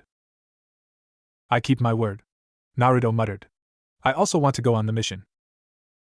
Sasuke got a satisfied smirk on his face and looked at Kakashi. Even Sakura looked a bit hopeful at that. Please, Sensei? Sakura begged. Kakashi sighed. Fine. They began to walk again. Since when did they become so buddy-buddy? Naruto heard something rustling. The blonde took out 3 shuriken and in one smooth movement threw them towards the source of the sound. Sasuke followed suit, drawing 2 kunais and getting ready for whatever Naruto had attacked to come rushing out at them. Sakura placed herself between Tazuna and whatever enemy they were about to encounter. Tazuna tensed, wondering what kind of shinobi was after him now. A rabbit came out of the bush. It sniffed the ground near the group's feet and then loped away. The 4 sweat dropped. Kakashi came back from the docks where they had just gotten off. He had been negotiating the price with the boat owners. Hey, I just finished paying them. Then he looked at the expression that the 3 wore. What's going on? Nothing. Sakura laughed nervously, peering at Naruto. Nothing at all. The blonde cleared his throat. Thought I heard something, he muttered. Sasuke stared at Naruto. So even he's not perfect. Kakashi turned around and began to walk. Okay then, let's head out, shall we? Once again the group of 5 resumed walking.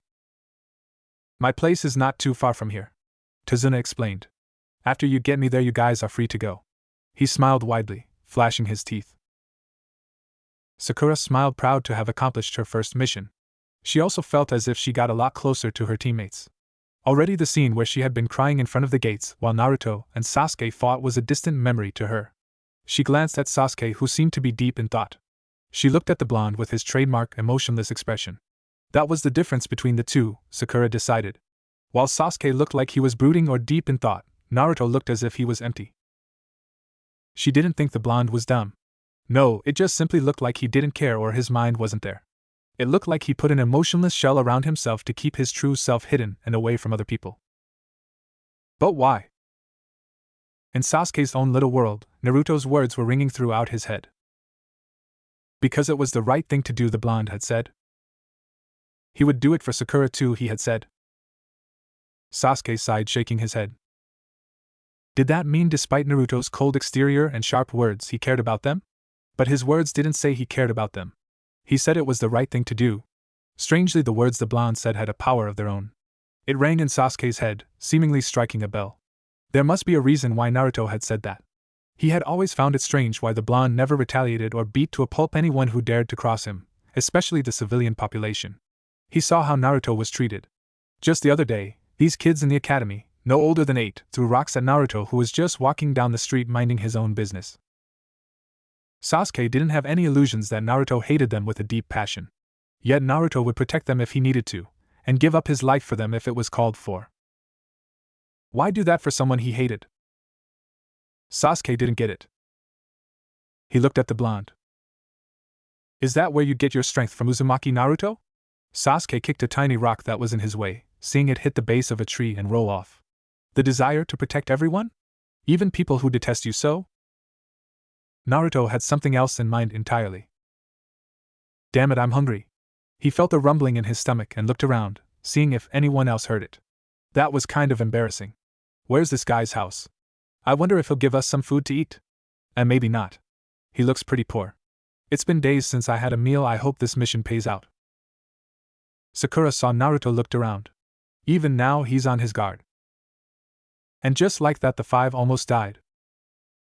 Duck! Kakashi screamed out to his students. Naruto obeyed without a second thought, grabbing Tazuna on the way down, who was too slow to react. Sasuke and Sakura ducked as well. Something big and fast whirled over them, and Naruto felt the hair on the back of his neck stand up from the wind pressure created by it. Then with an audible thunk, Naruto saw a huge sword embed itself into the tree. And an absolute giant of a man landed on the blade. Despite the man sitting on it, the blade was so deeply embedded into the tree that it didn't even budge. That was how strong the owner of the sword must have thrown it, a testament to his physical strength and prowess. The man sitting on top of it was its wielder. He had short brown hair, cropped close to his head. He had the same height as the demon brothers that they had fought before, with similar clothing. His face, similar to Kakashi's sense of fashion, was covered in a mask made of bandages.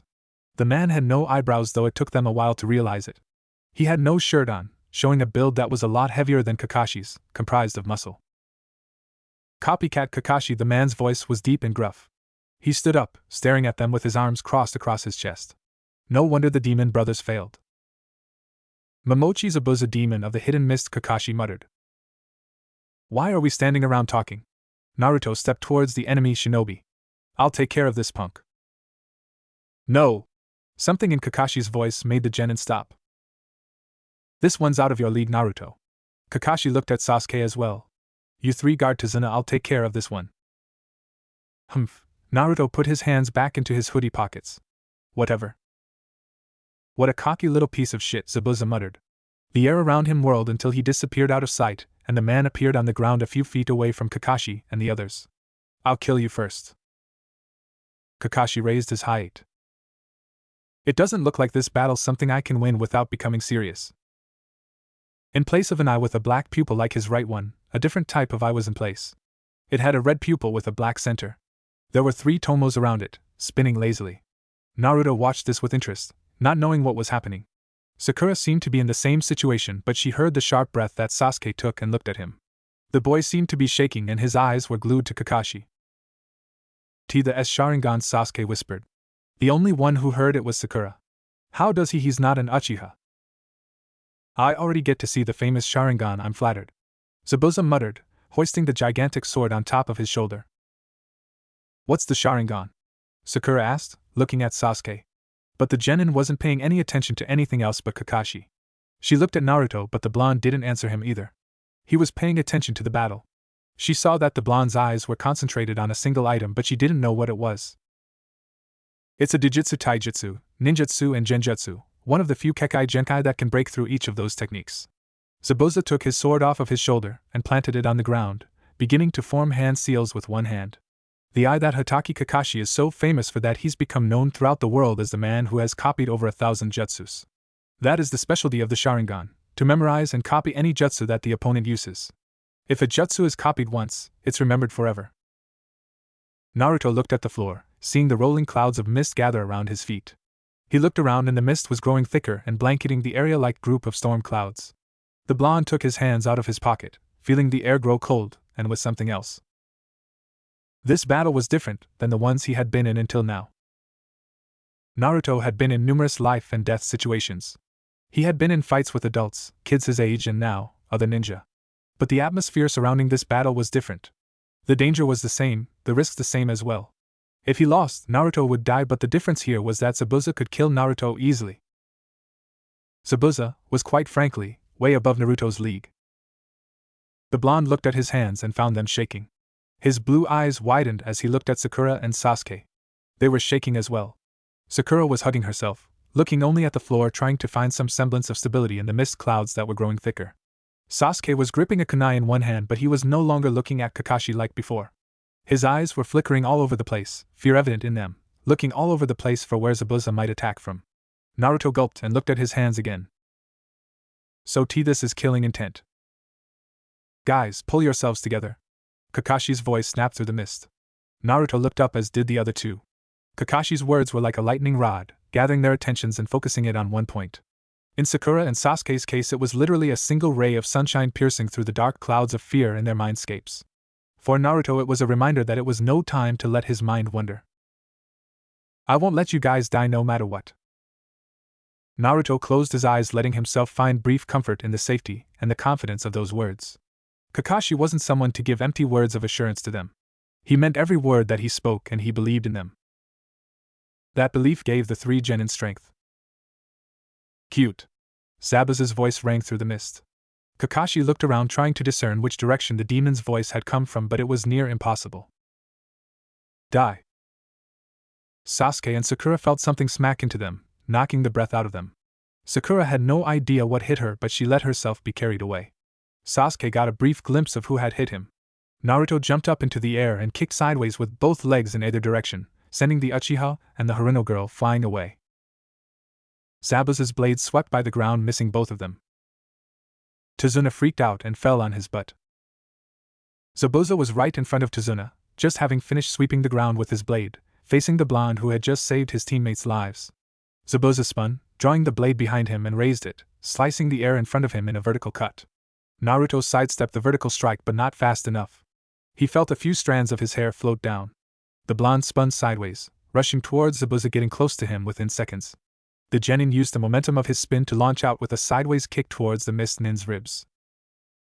The Mist Nin's giant hands grabbed Naruto's ankle and with monstrous strength simply pushed, toppling the blonde. The usually dexterous Naruto felt his back hit the dirt and looked up. The blade descended towards him. Naruto stared at the descending blade, unflinching. There was a blur and a loud clang of metal on metal. Kakashi stood, facing Naruto, his fist raised. The metal plate on the back of his glove had blocked the descending strike, though not without consequences. Naruto saw droplets of blood fall to the ground from the point of impact. Kakashi's other arm had a kunai at Zabuza's neck. Zabuza had used both arms to slice downwards towards Naruto, and was glaring at the copycat ninja. If Zabuza leaned forward anymore, the kunai would have pierced his throat. Kakashi smiled at Naruto. Good job, Naruto, you're finally starting to act like a real shinobi. He looked at Zabuza from the corner of his eye. It's over, give up. Zabuza's mouth curved into a smile from beneath his mask. Then he exploded into water. Kakashi's eyes widened. When did he?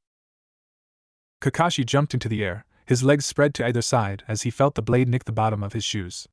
Naruto ducked underneath the slash and grabbed Tazuna, rolling away from the battle and standing up, his attention never wavering from it. Naruto watched as Kakashi tried to turn around. But Zabuza had slashed first, and Kakashi's back was to him. Zabuza's sword hit the ground, and Naruto realized to his shock that the Mist Nin wielded it with one hand. He wasn't surprised at Zabuza's strength. No, he was watching Zabuza's legs and he knew what was coming. Sensei! Naruto called out, but it was too late. Zabuza, his right arm behind him holding onto the blade, used the momentum of the swing to kick with his left leg. His shin hit Kakashi's own, however Kakashi was in midair. Kakashi spun sideways, losing control of his fall. Then Zabuza switched grips, letting go of the sword with his right hand and grabbing it with his left.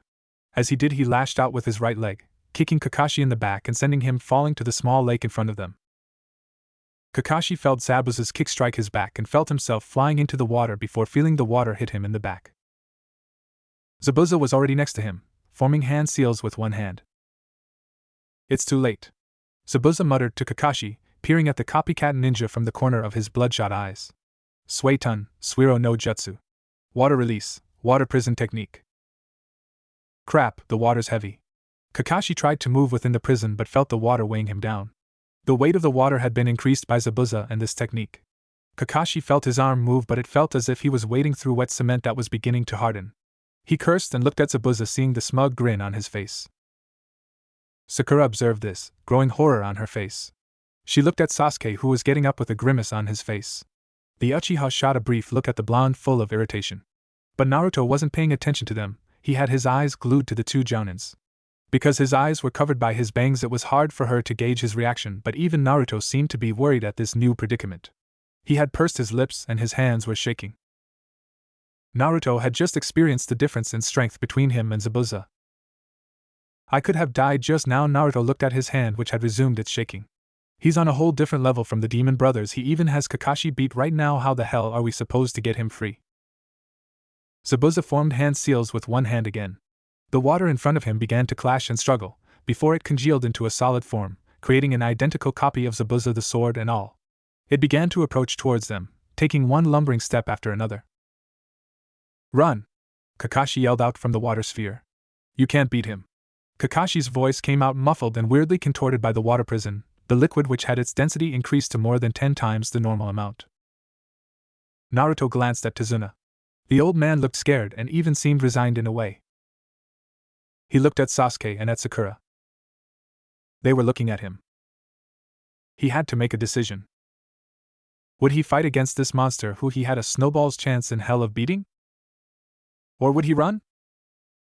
Naruto closed his eyes. His whole entire childhood was comprised of running. Stealing a stray fish or vegetable off of a citizen's shop and running. Those had been horrifying times, but now that he looked back on it, it was a simpler time. He had run away from drunkards who had come to him with frying pans, large sticks and knives. He had run away from other kids when he was younger, always being pelted by pebbles and other things. Once he had beat up a kid. The kid went home crying to his mother, who asked him if he was okay and said she'll make him his favorite food. Naruto, when he was beaten or bullied, went home and crawled into his closet hiding from the men who came at night. He never had a friend before in his entire life. No one ever babysat him or asked him if he was okay. No one had ever protected him or cared about him. He had been a weakling who knew not a single thing about protecting oneself or protecting other people. He had been a coward. He had run his whole entire life. But hadn't he made a promise to himself that he'd stop running once he became a shinobi? Naruto opened his eyes, staring right at Zabuza. He was done running. Sasuke, Sakura. Naruto's voice was clear and it was rid of any doubts that he had before. His mind was clean now. Kakashi saw the rapid change in Naruto's expression. Where his eyes were full of fear and doubt just moments before, now it was clear and full of confidence. "Back me up," Naruto muttered. Sakura barely had any time to register what he had said before the blonde charged towards the jounin. Zabuza looked at Kakashi in the water prison. "Your student is about to die. How does it feel to be powerless?" Kakashi shook his head. "You don't know what you're getting into." The clone raised his sword to cut Naruto in two. However, the blonde, though nowhere close to the clone, kicked upwards. And sand flew through the air. The clone grunted and lifted the sword with one hand, covering his eye with the other. Naruto covered the distance in a split second and leaped towards the water clone, jumping into the air. Then he spun in the air once, bringing his heel down towards the clone in an arcing kick. However, the clone had his blade up and Naruto's foot seemed to be heading straight towards it. But Naruto's foot was covered with black chakra, resembling solid smoke which left a trail of it behind itself, in the air that it had traveled. Naruto's foot hit the sword's edge, but unlike what Zabuza had been expecting, the sword did not cut through Naruto's kick. Instead, the black chakra blocked the sword's edge, acting as a shield. Naruto yelled and brought down his other leg, which was also covered in black chakra. The clone, no matter how strong it was, couldn't hold the sword and the weight of the blonde with one arm. Also, the blonde's strength had been increased by his chakra, which exploded upon the second strike. Naruto's kick sheared through the sword, turning it back into water and hit the clone's head, dispelling it. Zabuza's eyes widened. That kid's chakra, it's almost like it's corporeal. That's not possible. He hadn't even manipulated its shape nor an element. It's almost like his chakra is an element unto itself. Naruto landed on all fours, breathing hard. "Who is that kid?" Zabuza asked Kakashi, suddenly urgent. "He could be useful." Kakashi smirked beneath his mask. "He's Uzumaki Naruto, the self-proclaimed weakest, dirtiest, and the most persistent ninja in the village." Zabuza narrowed his eyes. Then he smirked. "Hey kid." Naruto raised his head, surprising Zabuza the clarity in his eyes. Nice eyes, kid. Zabuza tightened the grip on his sword and raised it, pointing at Naruto with it. How about you join me? Naruto scoffed. No chance in hell, Naruto muttered. I have a dream to fulfill. Then he cocked his head, a grin lightening his face. But I'll take your sword. Zabuza looked taken aback. Take my sword? Naruto nodded. Zabuza laughed. His laughter filled the clearing, loud and full of mirth. Naruto grimaced, bothered by Zabuza's reaction. He thought that he had shown enough of his skill to be taken seriously by the Jounin, but deep inside he knew it wasn't enough. Of course, clones were always weaker than the original. What he had defeated wasn't but a fraction of Zabuza's real strength. But he had meant every word. He was going to take that sword. Well then, Zabuza muttered once he was done laughing. Then he turned his gaze towards the genin, a new wave of killing intent emanating from him.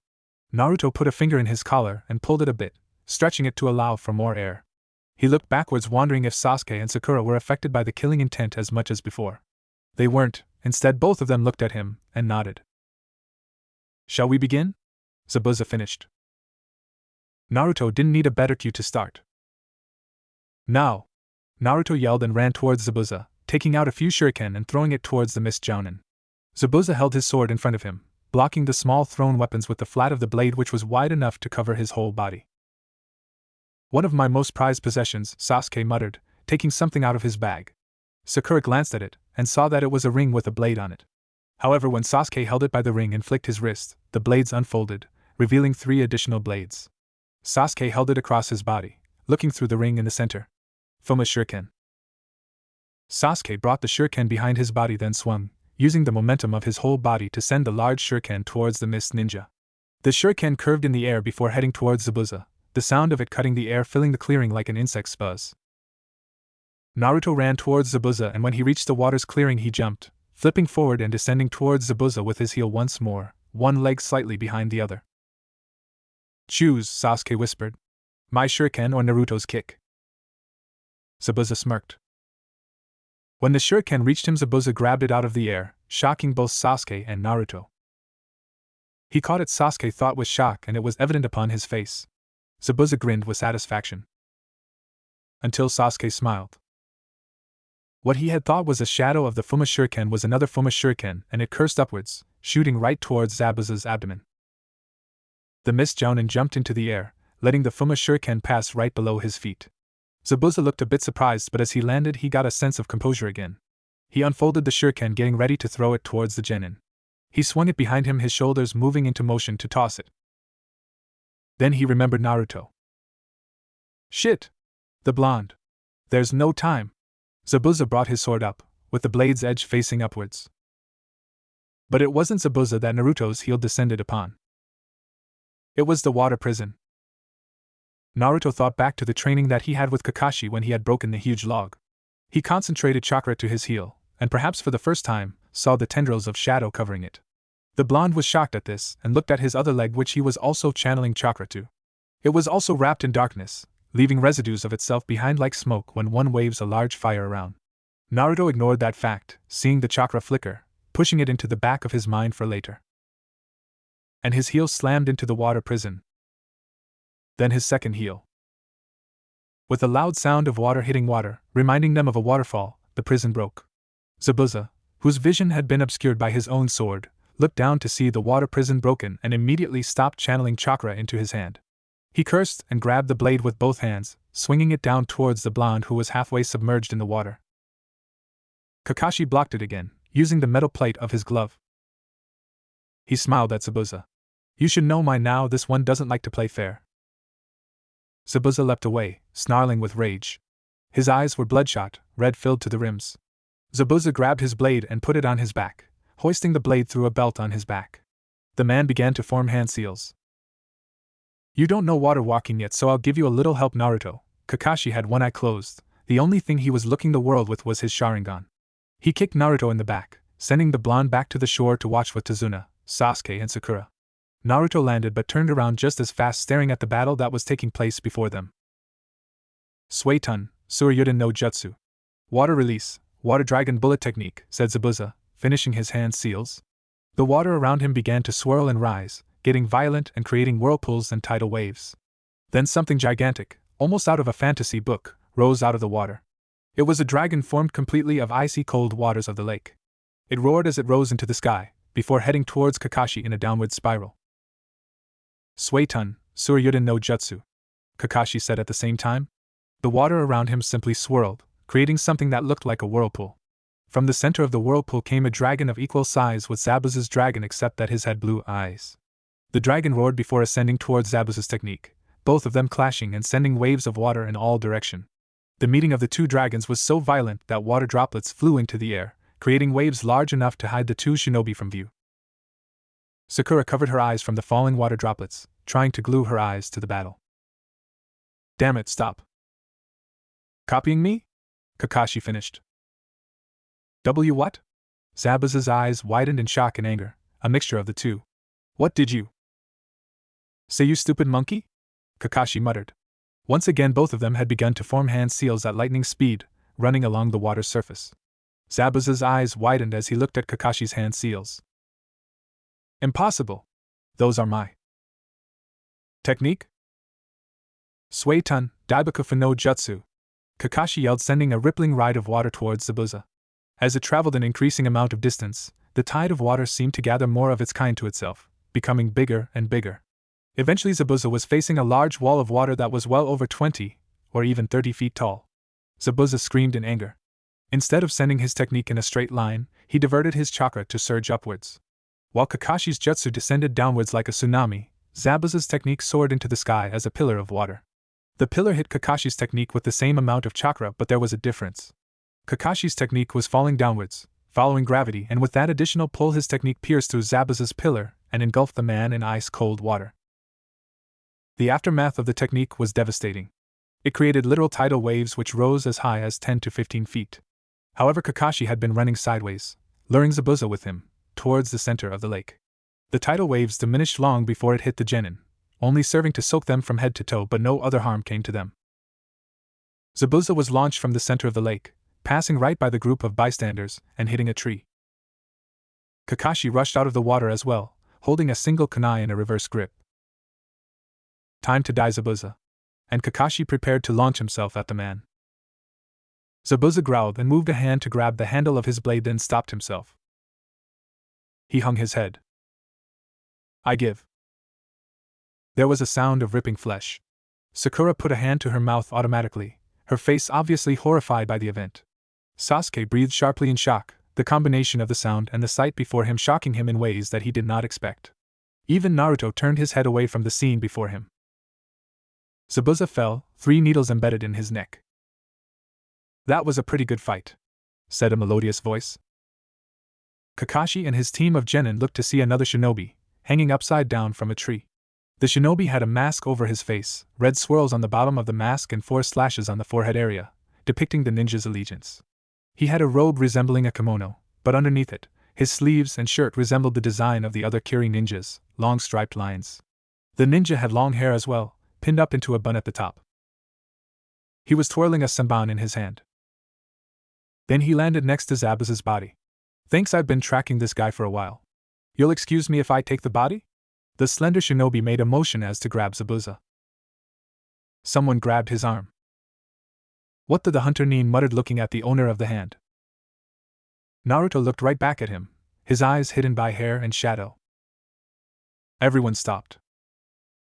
Would you mind releasing me? The shinobi muttered after a while and leaned a shoulder at his arm and Naruto's hand. You're squeezing rather hard. Naruto muttered something. What was that? You had no right to do that. The shinobi cocked his head to the side. What? He gave up. He had given up the fight. Naruto raised his head, giving the shinobi a view of his face. He had given up. You had no right to kill him. The shinobi reacted with violence, jerking his arm out of Naruto's grip and backhanding him across the face. Naruto dodged it by swaying his body back and with a savage snarl, headbutted the shinobi. With a loud sound, the shinobi fell to the floor. A drop of blood fell from under the mask and Sakura saw that there was a crack on the mask. Naruto, enough. Kakashi ordered. He was an enemy, that's a hunter Nin, that's his job. To kill. Who decides that? Naruto muttered. Who decides who dies? Naruto gestured at the body. He'd given up. You could have taken him alive. He turned to the shinobi sitting on the floor staring at him through that damned mask of his. Naruto, he's an enemy, you don't need to. Yes, I do need to protect him. Naruto turned facing them, and then turned to Haku again. Why'd you kill? Kakashi appeared behind Naruto and struck him in the back of his neck, rendering the blonde unconscious. Sleep, Naruto. The hunter nodded and got up, dusting his clothes. Please excuse my student, Kakashi muttered, leaning Naruto against a tree. He's not really used to being a ninja yet. Understood. The hunter grabbed the body. Since you're the one who allowed me to catch him anyways, I'll overlook it. With those words, the hunter disappeared with Zabuza's body over his shoulder. Kakashi looked at the unconscious blonde. Naruto, what are your beliefs? What are your ideals? I'm beginning to think your dream of changing Konoha into the Konoha that you dream is maybe a fool's dream. Kakashi was doing push-ups with Sakura on his back. Sensei, Sakura was still feeling the after effects of watching Kakashi's battle against Zabuza. Do you think I'll ever get to be as strong as you? As long as you train long and hard, Kakashi said between breaths. Nothing is impossible. You know a teacher's greatest hope is that his students surpass him. Sakura sighed, kicking her legs like a little girl, but her heart wasn't in it. Kakashi noticed this but kept silence. He continued to do push-ups, giving the girl time to think. You have to want to get stronger of your own free will, thought the jounin. Or all training is useless for you. Seeing Naruto and Sasuke should have started to fan those flames for the desire to grow stronger by now. Sakura put a finger between her locks and ear, tucking it behind her ear, and looked out the window. Just how long am I going to be a burden? Kakashi continued to work, concentrating on his own recuperation. However, it was like telling himself not to think about big pink elephants. Kakashi's thought wandered to his students, both of whom were training right now. Sakura had finished the training fast because she had exceptional chakra control. But Sasuke and Naruto had monstrous amounts of chakra, and it was understandable that they'd have more difficulty controlling it. Sasuke, Kakashi predicted, would most likely complete the training first. Sasuke was talented, and he knew with just the right type of training he could make Sasuke into a first-rate ninja. The Uchiha name had nothing to do with this. Sasuke was a hard-working ninja who had talent to match it. Thanks to this, he was like a well-oiled machine producing results with every type of training. Kakashi estimated that Sasuke would be the one to benefit the most from this training. He took one hand off of the floor, staring at his palm. He has the Sharingan as well. Perhaps I've found someone whom I can pass on my technique to. Then there was Naruto. The blonde had an explosive personality with nothing to temper it. Kakashi had a feeling Naruto was the type to get into a fight even knowing that he'd lose. It was worse because of his cold attitude, which made people get pissed off at him. Kakashi didn't think Naruto cared nothing for his teammates, but the blonde wasn't willing to open his heart. Whether it was because of past experiences or not, Kakashi vowed that he would fix this. The blonde's talent, on the other hand, might as well surpass Sasuke's. Naruto had little to no talent in the area of genjutsu, but that wasn't a problem. The boy's chakra had distinct properties, two of which Kakashi was able to find out. First was the physical property. His black chakra was able to physically manifest itself. This, if it was other chakra, required either shape manipulation or elemental manipulation. Another thing that he had seen with his Sharingan while watching Naruto's battle against Zabuza was that Naruto's chakra seemed to react with other people's chakra, turning it into nothing. His chakra, in a way, was anti-chakra, combining with other people's and taking it away. He only knew this because he saw it with the Sharingan. Kakashi didn't know about Naruto's talent in terms of ninjutsu, but his talent in taijutsu was obvious. Just as Kakashi began to wonder if Guy would teach Naruto a thing or two, Kakashi jumped off of his back. He stopped doing push-ups and sat on the floor, his legs spread out in front of him. What's wrong, Sakura? He folded a knee and placed his hand on it. Oh, I'm just going to see how Naruto and Sasuke are doing. She waved farewell and ran out of the living room. Kakashi sighed. I wonder if their training is going well. Naruto grunted as he leapt off of the tree with one foot. The blonde growled and rubbed a hand over his hair, noting the shortness. The first thing that happened to him when he woke up was being held in a headlock by Tsunami, the mom of the household. Tsunami looked rather young for her age, which was a forbidden topic. She had long flowing dark blue hair that hung down to her waist. Anyways, when Naruto awoke, the first thing that happened was that she kidnapped him from Kakashi and his team to cut his hair. She had cropped it close to his head, though it was still spiky in places. Right now he and his teammates were trying to learn tree walking. Kakashi, after brooding on the matter, decided that Zabuza was most likely not dead. As a result, now they were going through this training. Naruto watched as the Uchiha ran up the tree about 15 feet before scratching it with a kunai as he jumped off. The Uchiha landed on the ground with casual dexterity and shot a glance at Naruto, noting Naruto's progress on the tree. Damn it, he's catching up. Sasuke grimaced and gathered a bit more chakra into his legs, preparing to go at it once more. The blonde stopped getting tired of this training. Damn it, I'm so tired of this. Will this really make me stronger? Then an interesting thought entered his head. I wonder what'll happen if I concentrate my chakra in my nose and ears. Naruto sniffed, frowning. This scent, he narrowed his eyes. I remember it. Naruto turned around as if to walk away from the clearing. Hey, Sasuke halted, looking at Naruto's back. Where do you think you're going? Naruto answered with a grunt and ignored the Uchiha's glare as he walked into the trees and disappeared from view. Whatever. Sasuke looked at the tree he was working on and gripped his kunai tighter. That's his problem. He looked at the tree in front of him and breathed in frustration. He was advancing only little by little, and it wasn't enough for him. He wondered how long it would take before he could stick to the ceiling like Sakura. Naruto walked into the trees following his nose. He narrowed his eyes, the images of the hunter ninja going through his head and Kakashi's proclamation that Zabuza wasn't dead. That meant he had a score to settle. He wondered from how far away he was sensing the ninja, but noticed that the scent was getting stronger steadily. He took his time and watched where he stepped, making sure he didn't break any branches to alert him of his presence. Careful, whelp, a voice said inside of his head. He smells sinister like that young black hair. Shut up. Naruto thought right back. I didn't give you permission to speak. Getting cheeky, are we? Naruto could practically see the fox, its tongue lolling in its mouth as if lay inside its cage, its mouth stretched into a fox grin. I'm giving you advice so that you do not die, whelp. The blonde sighed and leaped onto a tree. Instead of using his chakra to stick to it, he placed his feet on it and gripped onto a branch, digging in with his limbs. He closed his eyes to get a better sense of direction of where the scent was coming from. He heard the chirping of birds and the rustling of leaves as his sense of hearing heightened as well. Naruto heard the wind brush against cloth, but not his own. This cloth was a lot longer than his black hoodie. A lot softer and silkier, definitely high-end quality.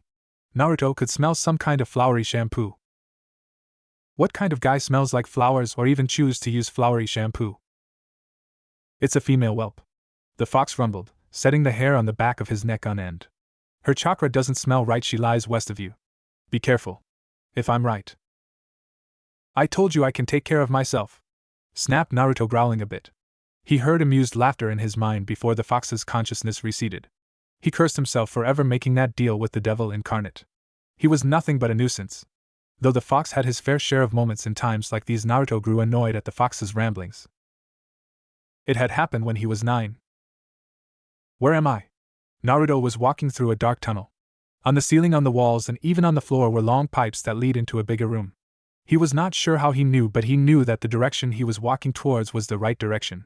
He felt a presence waiting for him there, patient and eager. It felt as if whoever was waiting for him at the end had been waiting a long time for him. Naruto blocked the light with his eyes as he entered a new room. It was huge, the ceiling so high up that he couldn't see where it ended. The only thing he saw was darkness. The same for the walls of the place. The ground was covered in water that reached a little below his knees. Naruto waded through it, looking at the thing in front of him in horror. There was a cage of huge proportions in front of him, the bars thicker than Naruto himself. On the bars were paper seals which were as large as Naruto. The blonde stared in wonder at the cage and its inhabitant. A giant fox. A giant red-furred fox. Said fox was looking at him, its tongue lolling out of its mouth, with a sinister smile on its lips. Naruto knew as soon as he laid eyes on the fox that it was evil. It wasn't just a matter of having malicious intent, or even hating someone. It was pure evil. It was the incarnation of everything bad in the world: wrath, gluttony, envy, greed, lust, sloth, and pride, all battered together to form a concoction of pure evil. It was looking at Naruto with interest and seeming patience, but he could tell that it was anything but patient. It was using every ounce of self-control it had just to keep itself from charging on the bars and reaching out to grab Naruto. He didn't know if the beast wanted to eat him or kill him, but he knew that there was no lost love between the two. Or would there be ever in the future? So you finally come. I was wondering when you'd get close enough to dying for this. The fox spoke, its voice a deep growl.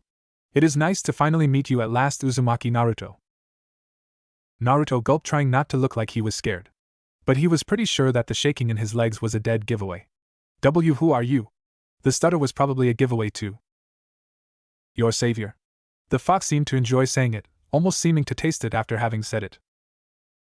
Naruto tilted his head to the side. Then his eyes turned cold. The fox startled, taking its head off of its paws crossed in front of its chest. You're mine, aren't you? Naruto held out a hand.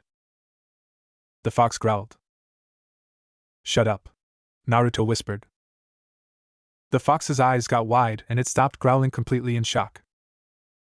Your power, the blonde began to walk towards the cage. Since you're mine, I'm assuming that even that belongs to me? The fox narrowed his eyes. Is it power that you want? I want the power to be able to protect myself, and those who are like me. Naruto stood right in front of the cage. Can you do it, demon? Naruto spat the word like a curse. That completely depends on you.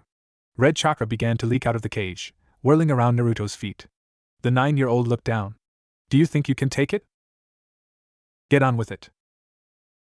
The demon's eyes began to glow with excitement. What little light that revealed the fox's body disappeared, submerging both the boy and a demon. Naruto closed his eyes as the bars began to lose form, and saw only one source of light remaining. The demon's red eyes staring right into Naruto's blue. My pleasure. Naruto opened his eye, escaping from the trance of nostalgia. He surveyed the forest once more, looking for the person that he was tracking. It didn't take too long. The person had moved closer while Naruto had been reminiscing, and the scent was a lot stronger. He kicked off against the tree, flipping once and landing on the ground. He ran towards where he was getting the scent from, practically flying across the forest. It didn't take him long to find the hunter Nin. To his surprise, the demon had been right. It was a girl. The girl had flowing brown hair that hung down to the lower part of her back. She had dark eyes. She wore a pink kimono-like dress that hung down to her legs. The girl was crouched picking herbs from the ground. But Naruto didn't miss the sudden tension in her shoulders. Naruto screamed as he leapt into the air and flipped once, bringing his heel down on the girl, black chakra outlining his foot. The girl dodged easily and Naruto's foot hit the ground where she had been rummaging. The ground didn't do a silly thing like explode, but the place where Naruto made contact with his heel caved inwards, creating a crater. The girl's arms blurred and Naruto heard the sound of weapons being thrown. He crossed his palms in front of him, their movement leaving trails of black chakra behind. The black chakra acted as a shield, catching all the Senbon. Seeing this, the girl's arm blurred once more time. There was a loud sound of metal hitting metal. The girl's eyes widened in shock. Naruto caught the last Senbon in his teeth. He spat to the side, blood and metal coming out at the same time. Finally, I was starting to think that I was mistaken. He crouched and picked up a Senbon, twirling the needle in his hand before flicking it towards her. The girl caught the needle out of midair, gripping it in the middle. She flung it right back at Naruto, saying, "How did you know I was here?" Naruto caught it out of the midair and stood up. "I could smell you." He narrowed his eyes and threw the needle back at her. However, instead of sending it straight back, he sent it whirling end over end in a vertical spin. "Your name?" She grabbed it, impressing the blonde. "Uzumaki Naruto." The blonde tensed, getting ready to rush towards the girl. "Haku." She cocked her head to the side. "You could tell who I am from the smell?" "The bump on your forehead, the makeup isn't heavy enough to cover it." The blonde's feet began to leak darkness. "I owe you one from last time." Haku narrowed her eyes. "Then why don't you come here and repay me?" Naruto didn't even say anything, launching himself towards Haku. The mist hunter Nin flipped backwards into the air, sending a barrage of Senbon towards the blonde. Naruto dodged each one, his speed enhanced by the black chakra on his feet. Haku stuck to the tree and began to throw needle after needle. Naruto channeled chakra to his hands, covering his palm with darkness. He began to knock the Senbon down one by one as he steadily made his way towards the tree. Haku took out a Senbon in each hand, preparing himself for Naruto to run up the tree and engage him. Naruto did no such thing. The blonde, once he was near the tree, spun and kicked the tree squarely on the trunk, his back towards the tree. Haku's eyes widened and forced more chakra as he felt the tree shake. Naruto didn't stop after one kick and this time kicked the trunk with his shin from the side. Haku heard the sound of the trunk screaming. Naruto yelled and kicked the tree on the same side once more, and this time there was more than a groan from the tree. The tree exploded as Naruto's shadow-covered leg came out through the other side. Splinters flew through the air, and the tree began to topple over, ripped from its lower base. Haku leaped off of the trunk before it could squash him like a bug. Naruto appeared right in front of him. Haku stabbed towards Naruto with the senbon in his hands while with his other he flicked his wrist throwing it towards the blonde's forehead. Naruto's face jerked upwards and caught the senbon in his teeth. Naruto dodged the stab by stepping sideways, placing Haku's forearm in between his elbow and his knee. Then he broke it. Haku didn't even scream and with his other arm he smacked Naruto across the face with a chakra-enhanced back fist, sending Naruto flying spinning sideways. The blonde landed on the ground rolling a couple of times before somersaulting backwards and getting to his feet again, the senbon still in between his teeth like a cigarette. Haku leaped away from Naruto, one arm hanging limply. "He's stronger than me," Haku grimaced, vowing not to scream as even the slightest movement sent a sharp pain up his arm. "He's dangerous if we were near a source of water or anything at least." Naruto spun sideways, bringing his torso to the ground and lifting his leg up. He caught Haku right on his Adam's apple. Haku staggered a few steps back, clutching his throat with one arm. Naruto continued to spin and slammed Haku's temple with a palm strike, sending the mist ninja reeling back once more. He continued with his momentum and landed a mule kick to Haku's stomach, this time sending him flying away. Haku skidded along the ground, wincing with pain. "I have to escape." Naruto kicked the ground, flipping forward and landing a heel kick on Haku's shoulder. However, the mist nin turned his torso sideways, dodging the strike. When Naruto's heel hit the ground, black chakra exploded outwards, creating a large crater. Haku's eyes went wide. Naruto spat the senbon.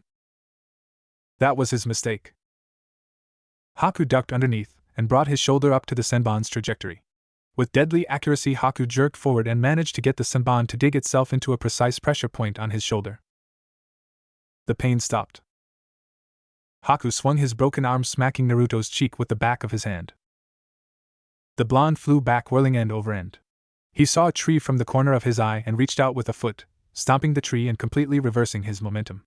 He flipped once, landing on both feet, his arm bent at the elbow and his fists on either side of him. The one called Haku was gone. The QB laughed. "Oh, seems like the whelp has gotten away." The blonde put his nose to the air and sniffed. Only the lingering scent of flowers remained with no direction. He looked around him and saw the various senbons scattered around the area. He glanced at the place where the shinobi had been and saw her clothing there instead. "She thinks fast. Looks like you have finally met your match." Naruto ignored the comment. "Can you sense her?"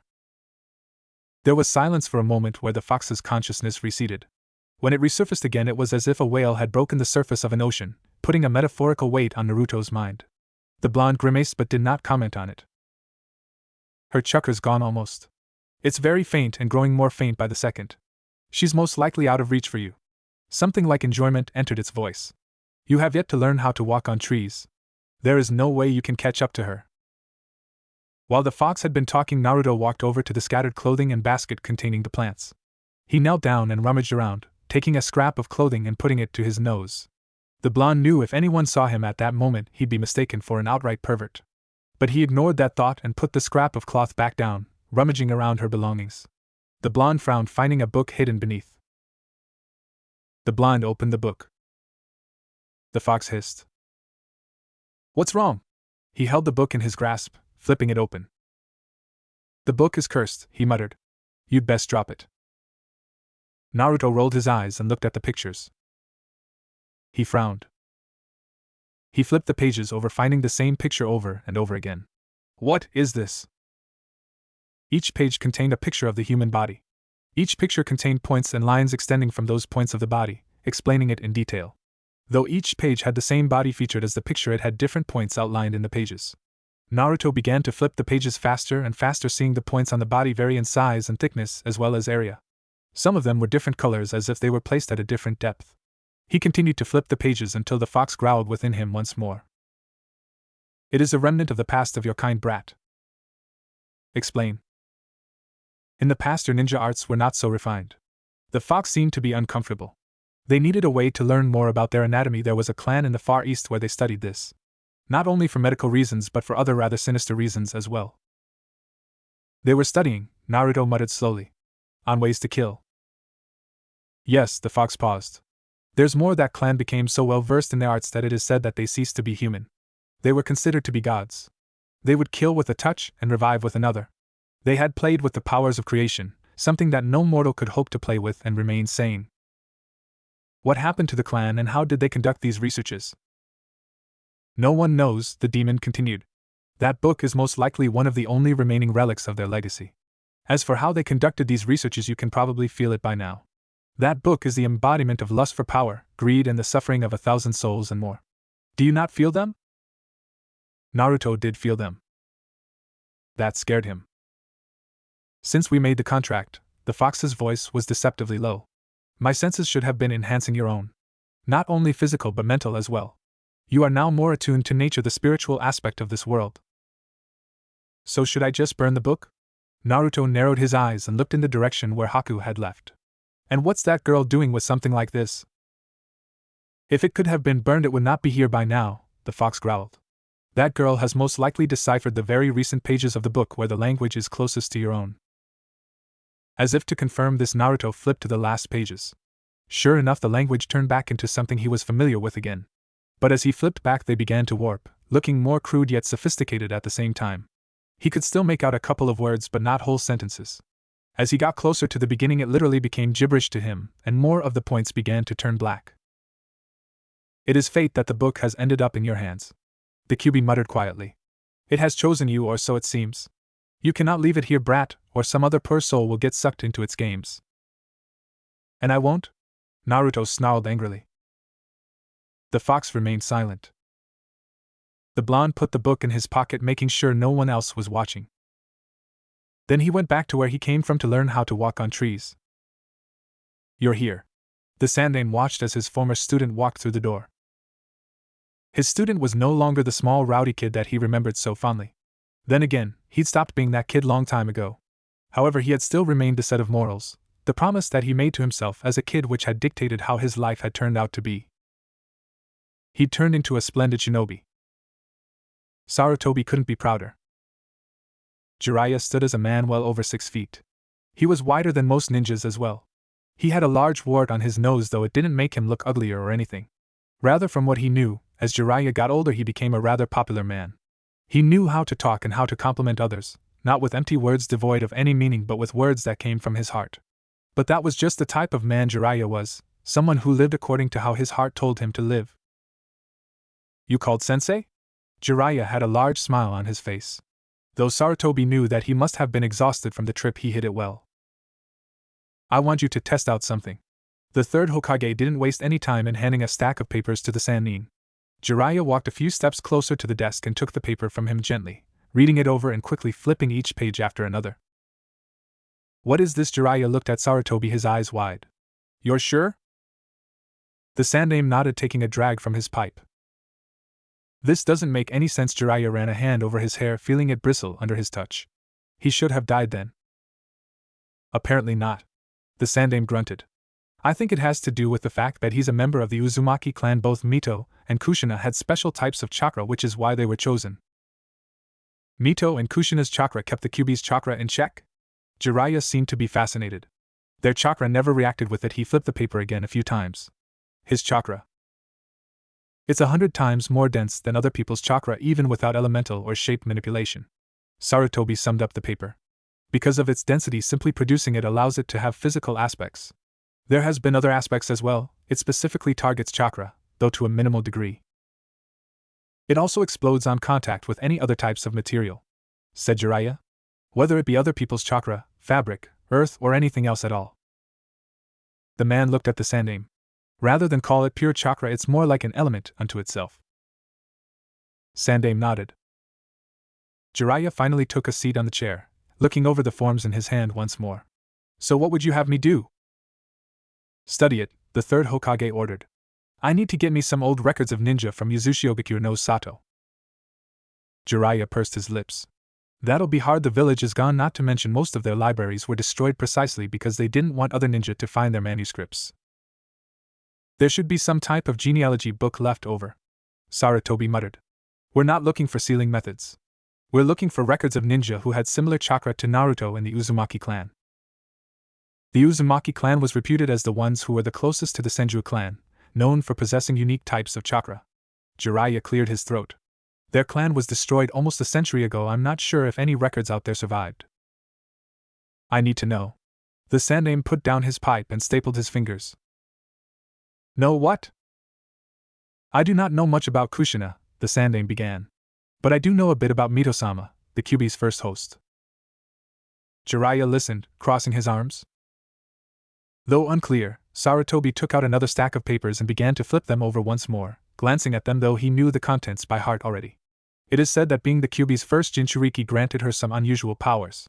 Such abilities included a long life and an increase in sensitivity. Increase in sensitivity? Jiraiya got a perverted image. Quit that, the Hokage snapped, bringing his student back to reality. Jiraiya coughed and sat up a bit straighter in his seat. The unique thing wasn't that she could just sense chakra, but she could sense emotion as well. Jiraiya frowned. You mean? A living lie detector, someone who could detect people not just by their chakra but by their thoughts. Sarutobi looked at the Sannin. An ability that came as a result of the Kyuubi's chakra and her chakra. It is known that most hosts gets a sense of increased senses depending on their beast. Jiraiya muttered. There is not much data on the matter of the Jinchuriki, but I know for certain that things such as increased sense of hearing, scent, and even sight might be possible. Yes. The Sandaime closed his eyes and nodded. If you could get me information about other Jinchuriki as well. Jiraiya stood up and turned around as if to leave, then hesitated. Is he doing well? Sarutobi opened his eyes. Somehow Jiraiya's shoulders seemed so much narrower by that simple question. It looked as if he had the weight of the whole world on his shoulders. You still blame yourself? Sarutobi shook his head. He hasn't had the best of childhoods, but to my belief, he's been doing fine. He's a bit cold, but I believe placing him under Kakashi's tutelage was the right choice. Jiraiya raised an eyebrow. I would have given him to someone like Asuma. But you're not the Hokage. The Sandaime interrupted. Yet. I have no intention of being the Hokage. Jiraiya began to walk out. Jiraiya. The man paused. Don't you want to see him? Jiraiya hesitated before answering. Seeing the son of his student, someone whom he considered to be his own son. Minato was an orphan and had trusted Jiraiya as if he would his own father. Jiraiya was at the age where he was more interested in polishing people who were young and seeing the next generation of Konoha. He found that talent and willingness in Minato. The two had grown close to each other, as if they really had been father and son. And Jiraiya had abandoned him. He had abandoned his student. He had abandoned his son. He had abandoned the child that should have been the village hero. He was a coward and nothing more. I don't deserve to see him. Jiraiya spat those words like a curse, and the Sandaime felt the self-disgust and hatred rolling off of them in waves. If I can get the information about other Jinchuriki, and the Uzumaki clan, maybe if he can forgive me, then I'll go to him. Jiraiya opened the door and left. He still blames himself for not being able to take care of the boy. The Sandaime sighed and looked at the ceiling. Naruto, I wonder what you're doing now. Naruto was eating like a pig. Tsunami, Tazuna, and Inari stared surprised by the blonde's eating habits. It had been a couple of days since they began the tree-walking training. Both Sasuke and Naruto had finished to a point where it satisfied Kakashi.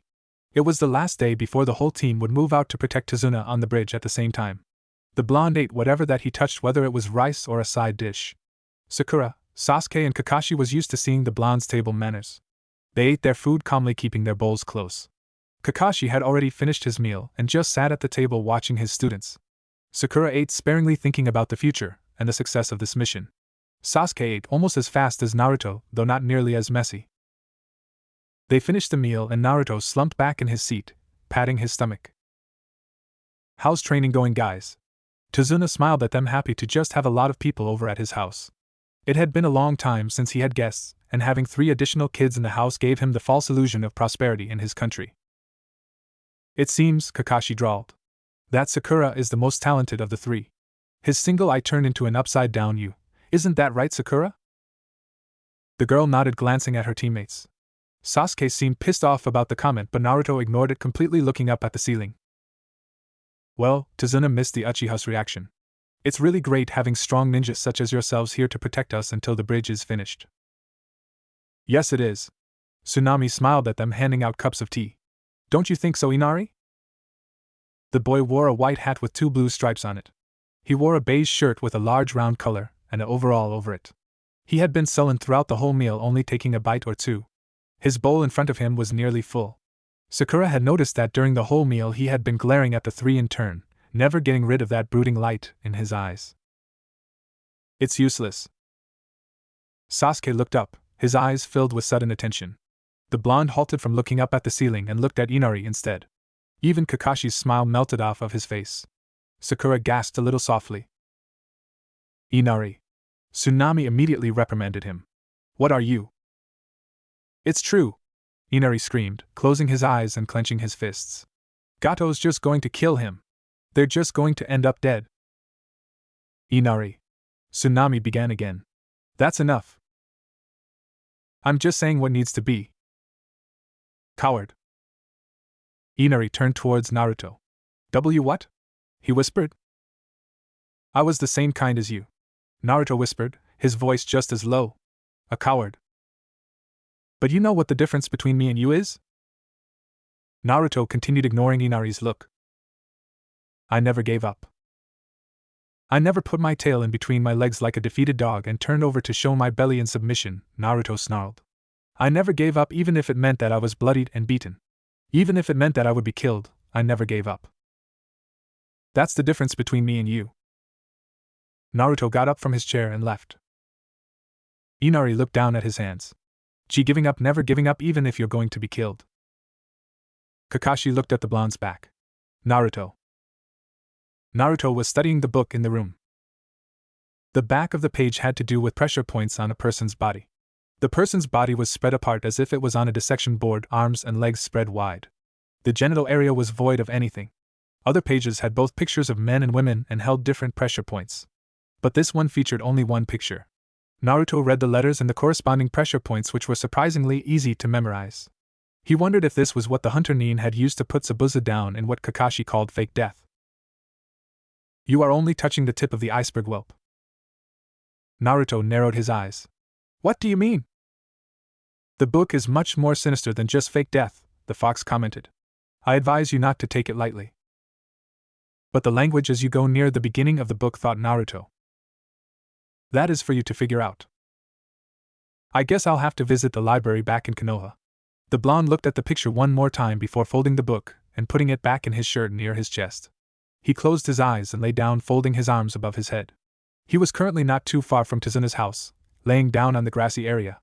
The sun had already passed and the moon was obscured by clouds. He heard a familiar footstep enter the clearing. What is it? Sasuke looked at the ground sheepishly. You left so suddenly I didn't get to ask this before. Naruto stayed quiet, listening.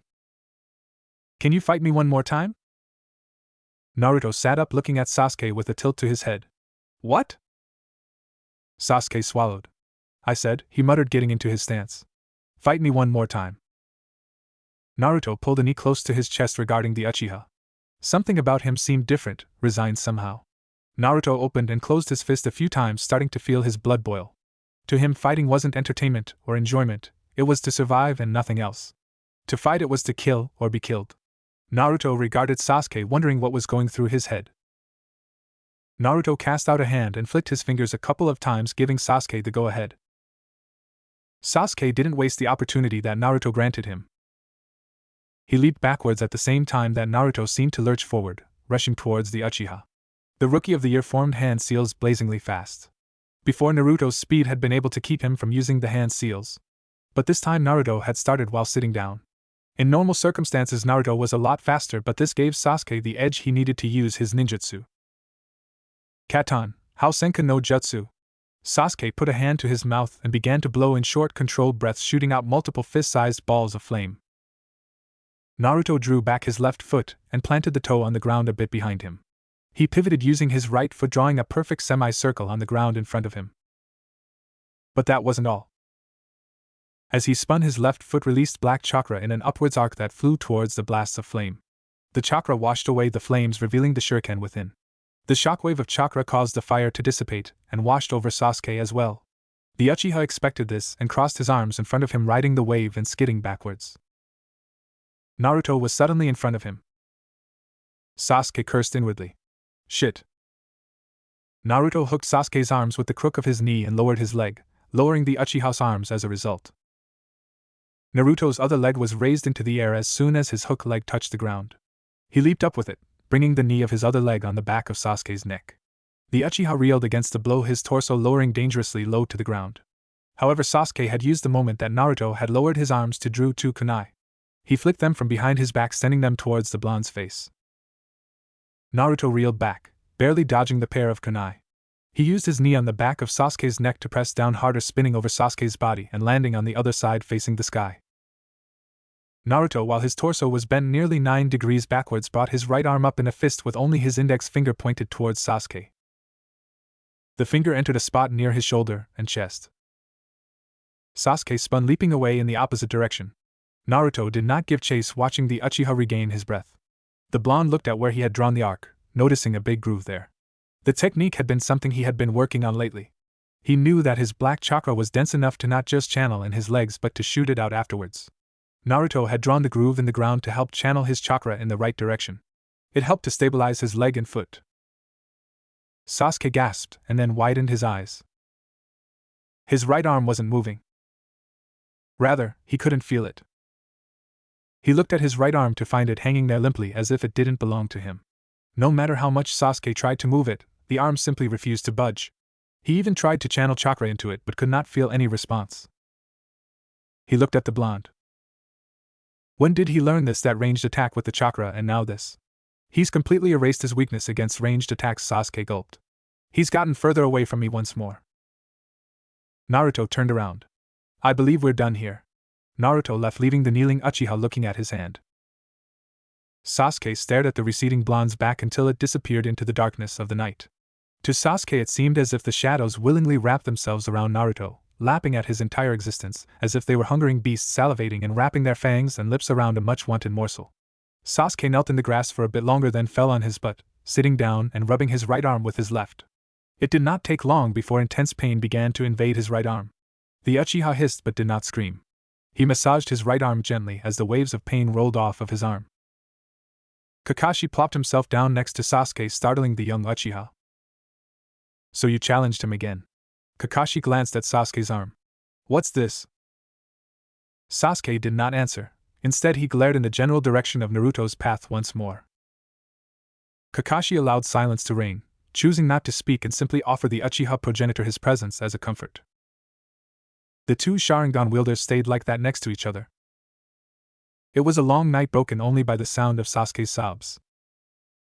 Naruto stood in front of a cage. As always, the room itself was dark, the walls at the side and the ceiling shrouded in darkness. The pathway behind him was formed of pipes upon even more pipes of varying sizes. But the blonde did not glance back. In front of him lay the cage for his keeper, a simple tag posted on the middle of the bars. Naruto walked towards it gladly, stopping only a few distance away from it. The Kyuubi opened a single eye, shining brightly with blood-red pigment. What do you wish for, brat? Here to collect on my contract with you from years ago. Naruto muttered. I need your help. The Kyuubi raised its head with interest, raising its head a bit in interest. What you want is not something I can give you, whelp. Naruto narrowed his eyes. The fox had already presumed that this day would come. Truthfully, he had been surprised that the blonde had lived as long as he did. If Minato, the fourth Hokage, had sealed the fox and anyone else, they would have died from the corrosive effects of the Kyuubi's chakra. The Yondaime had forgotten to seal half of Kyuubi's chakra within himself as he died. As a result, it constantly leaked through the seal. But Naruto, as someone of the Uzumaki clan, turned out to have inherited the unique traits of his clan as well. His chakra absorbed Kyuubi's chakra as soon as the two clashed, forming some kind of hybrid between the two. It was either evil as the Kyuubi's chakra, or pure as human chakra. It was something else. The Kyuubi stared at his host, knowing that Naruto already knew he was lying. What do you have in mind, whelp? Naruto nodded, satisfied. I need eyes like the one my teacher has. He took out a book from the folds of his clothes. They both knew it wasn't real, but it was a testament that Naruto already considered the book to be something that was a part of himself. The book can't be read with simple eyes, the Kyuubi growled, cocking its head to the side, regarding the book. Naruto thought he saw a hint of disgust in the demon's voice, but he ignored it.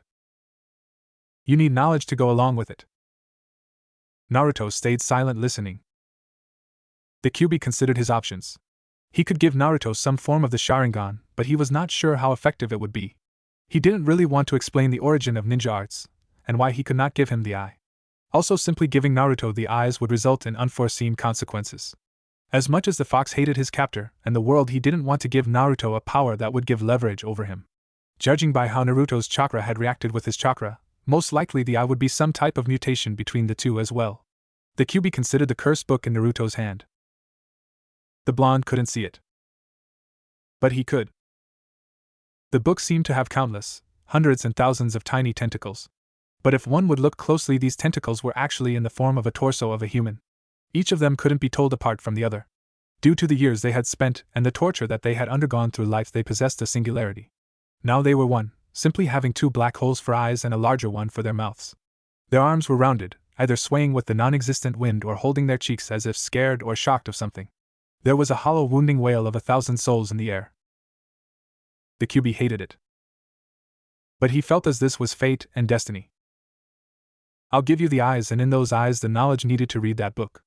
The QB hesitated. But I will lock the knowledge and only give it to you in bits and pieces. Naruto shook his head. What's the point of? I have made a contract with you to give you power as an equal, the QB bristled. Do not question me. He spat. The blonde nodded. Then take this as a gift. 2 arms, entirely too humanoid to make Naruto feel comfortable, shot out of the bars covered with red fur. Naruto instinctively tried to dodge, but the hands were too fast. He felt them grab his eyeballs. He felt them grab his eyes. He felt the fingers wiggle in through whatever space he had in between his skull and his round orbs.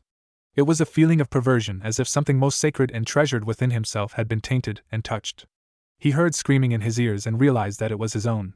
He felt the pressure within his eyes build up until he realized that the hands were squeezing. He felt something pop. Naruto awoke with a start. He looked out the window to see the sun way overhead. The blonde felt the warm air on his skin. It wasn't the cool air of the morning mixing with the heat of the sun. The heat had already overcome the coolness of moisture and was well on its way to frying everything underneath it to a crisp. Naruto rubbed his forehead with the back of his hand, and it came away slick with sweat. He shook his head, clearing himself of the after effects of both sleep and the horrifying dream. He put a hand to his eye multiple times to check to see if they were still there. Hey Fox, Naruto called inside his head. Silence reigned. So you have no intention of talking to me right now? Naruto sighed, pushed the blankets aside, finding a pile of clothes next to where he was sleeping. Instead of his black hoodie stained with blood and blue pants, he found a miniature version of an ANBU's outfit minus the vest. It was black that ended at the shoulders with gloves that came up above his elbows. There were ninja sandals with bandage-like appendages that came up below his knees. The pants were long and gray, ending at his ankles, and Naruto spied a roll of bandages to wrap it around his shin. He looked at the small note placed next to his clothing. To Naruto. New clothes. Kakashi. There was a little cartoon drawing of Kakashi smiling and his hands held up in the victory sign. Naruto stared at the note, then crumpled it up, throwing it aside to the corner of the room. He held up the shirt and put his nose to it, taking in the scent. The smell of new clothing assaulted his enhanced senses. Naruto debated not putting on the clothing, then shrugged, pulling the shirt over his torso. He heard screaming as he finished bandaging up his legs. Naruto wasted no time. Naruto leaped out of the window, sending pieces of glass flying everywhere. He flipped in the air once before landing on the ground, already having absorbed what was happening while in midair. 2 samurais held Tsunami captive, one of them holding Tsunami by the hair. One had bluish-white hair with a black hat over his head. He seemed to have some kind of tattoo lines below his eyes. He wore a blue jacket and held a blue-handled katana. His partner was a lot larger than his partner, both vertically and in terms of muscle. He wore an eye patch over his right eye and wore his hair in 3 elaborate topknots. He left his torso bare, wearing a big kimono. He held a sword that was longer than his teammate. And Naruto. Naruto didn't need to look behind him to know that Inari had been crying. Look! The one with the hat pointed at Naruto with his sword. A little kid playing ninja. Who are they, Inari? Naruto ignored the 2 samurai. They're Gato's bodyguards. Inari explained while sobbing. Strangely, the panic in his heart had subsided as soon as Naruto appeared. He didn't particularly like the blonde, but something about him just radiated solidness. Just the fact that Naruto had spoken gave the boy a sense that everything was going to be alright. Take Inari and get away from here, Naruto. Tsunami muttered, struggling against her captor's grip. Shut up. The one with the eye patch muttered.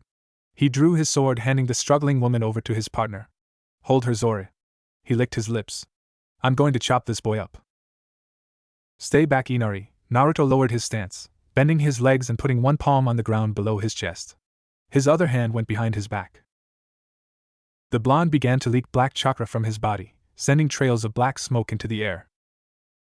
Hey Waraji, the one called Zora muttered. Naruto moved. The blonde covered the distance in one jump, turning around and kicking backwards with a foot. Waraji swung downwards with his sword, attempting to slice the blonde in two. Naruto completed his spin, sending an arc of black chakra at the samurai. Waraji was lifted off of his feet as the chakra washed over his sword and his chest. It slammed him against a tree, knocking the man unconscious. Naruto landed and looked at the terrified samurai. His feet began to leak black chakra. Stop! Zora screamed. Don't come over here or I'll. Naruto appeared in front of the samurai and stabbed him with one finger right in the shoulder. Numbness came over Zora's arm and the samurai was forced to release Tsunami, who quickly went over to her son. You won't be able to use that arm for 2 hours, Naruto muttered. His eyes widened. But you don't have 2 hours. Naruto spun on his heel, facing backwards, and launched his foot into Zora's chin, launching the samurai into the air, black chakra washing the air above them. Zora landed on the ground unconscious. Naruto looked at Tsunami and Inari, his gaze cold. Thank you? Inari muttered while Tsunami clung to him, holding the boy in her grasp. Naruto didn't reply. He had a place to be. Sasuke clashed against the masked ninja. Your eyes, Haku muttered to him, pushing his Senbon against Sasuke's kunai. They're just like mine. Sasuke snarled and in a sudden burst of chakra pushed the mist ninja away from him. Sasuke threw his kunai, immediately following up with hand seals. Haku knocked away Sasuke's kunai with the Senbon in her hand and formed hand seals using the other. Sasuke noted this but did not react, redoubling the speed of his hand seals.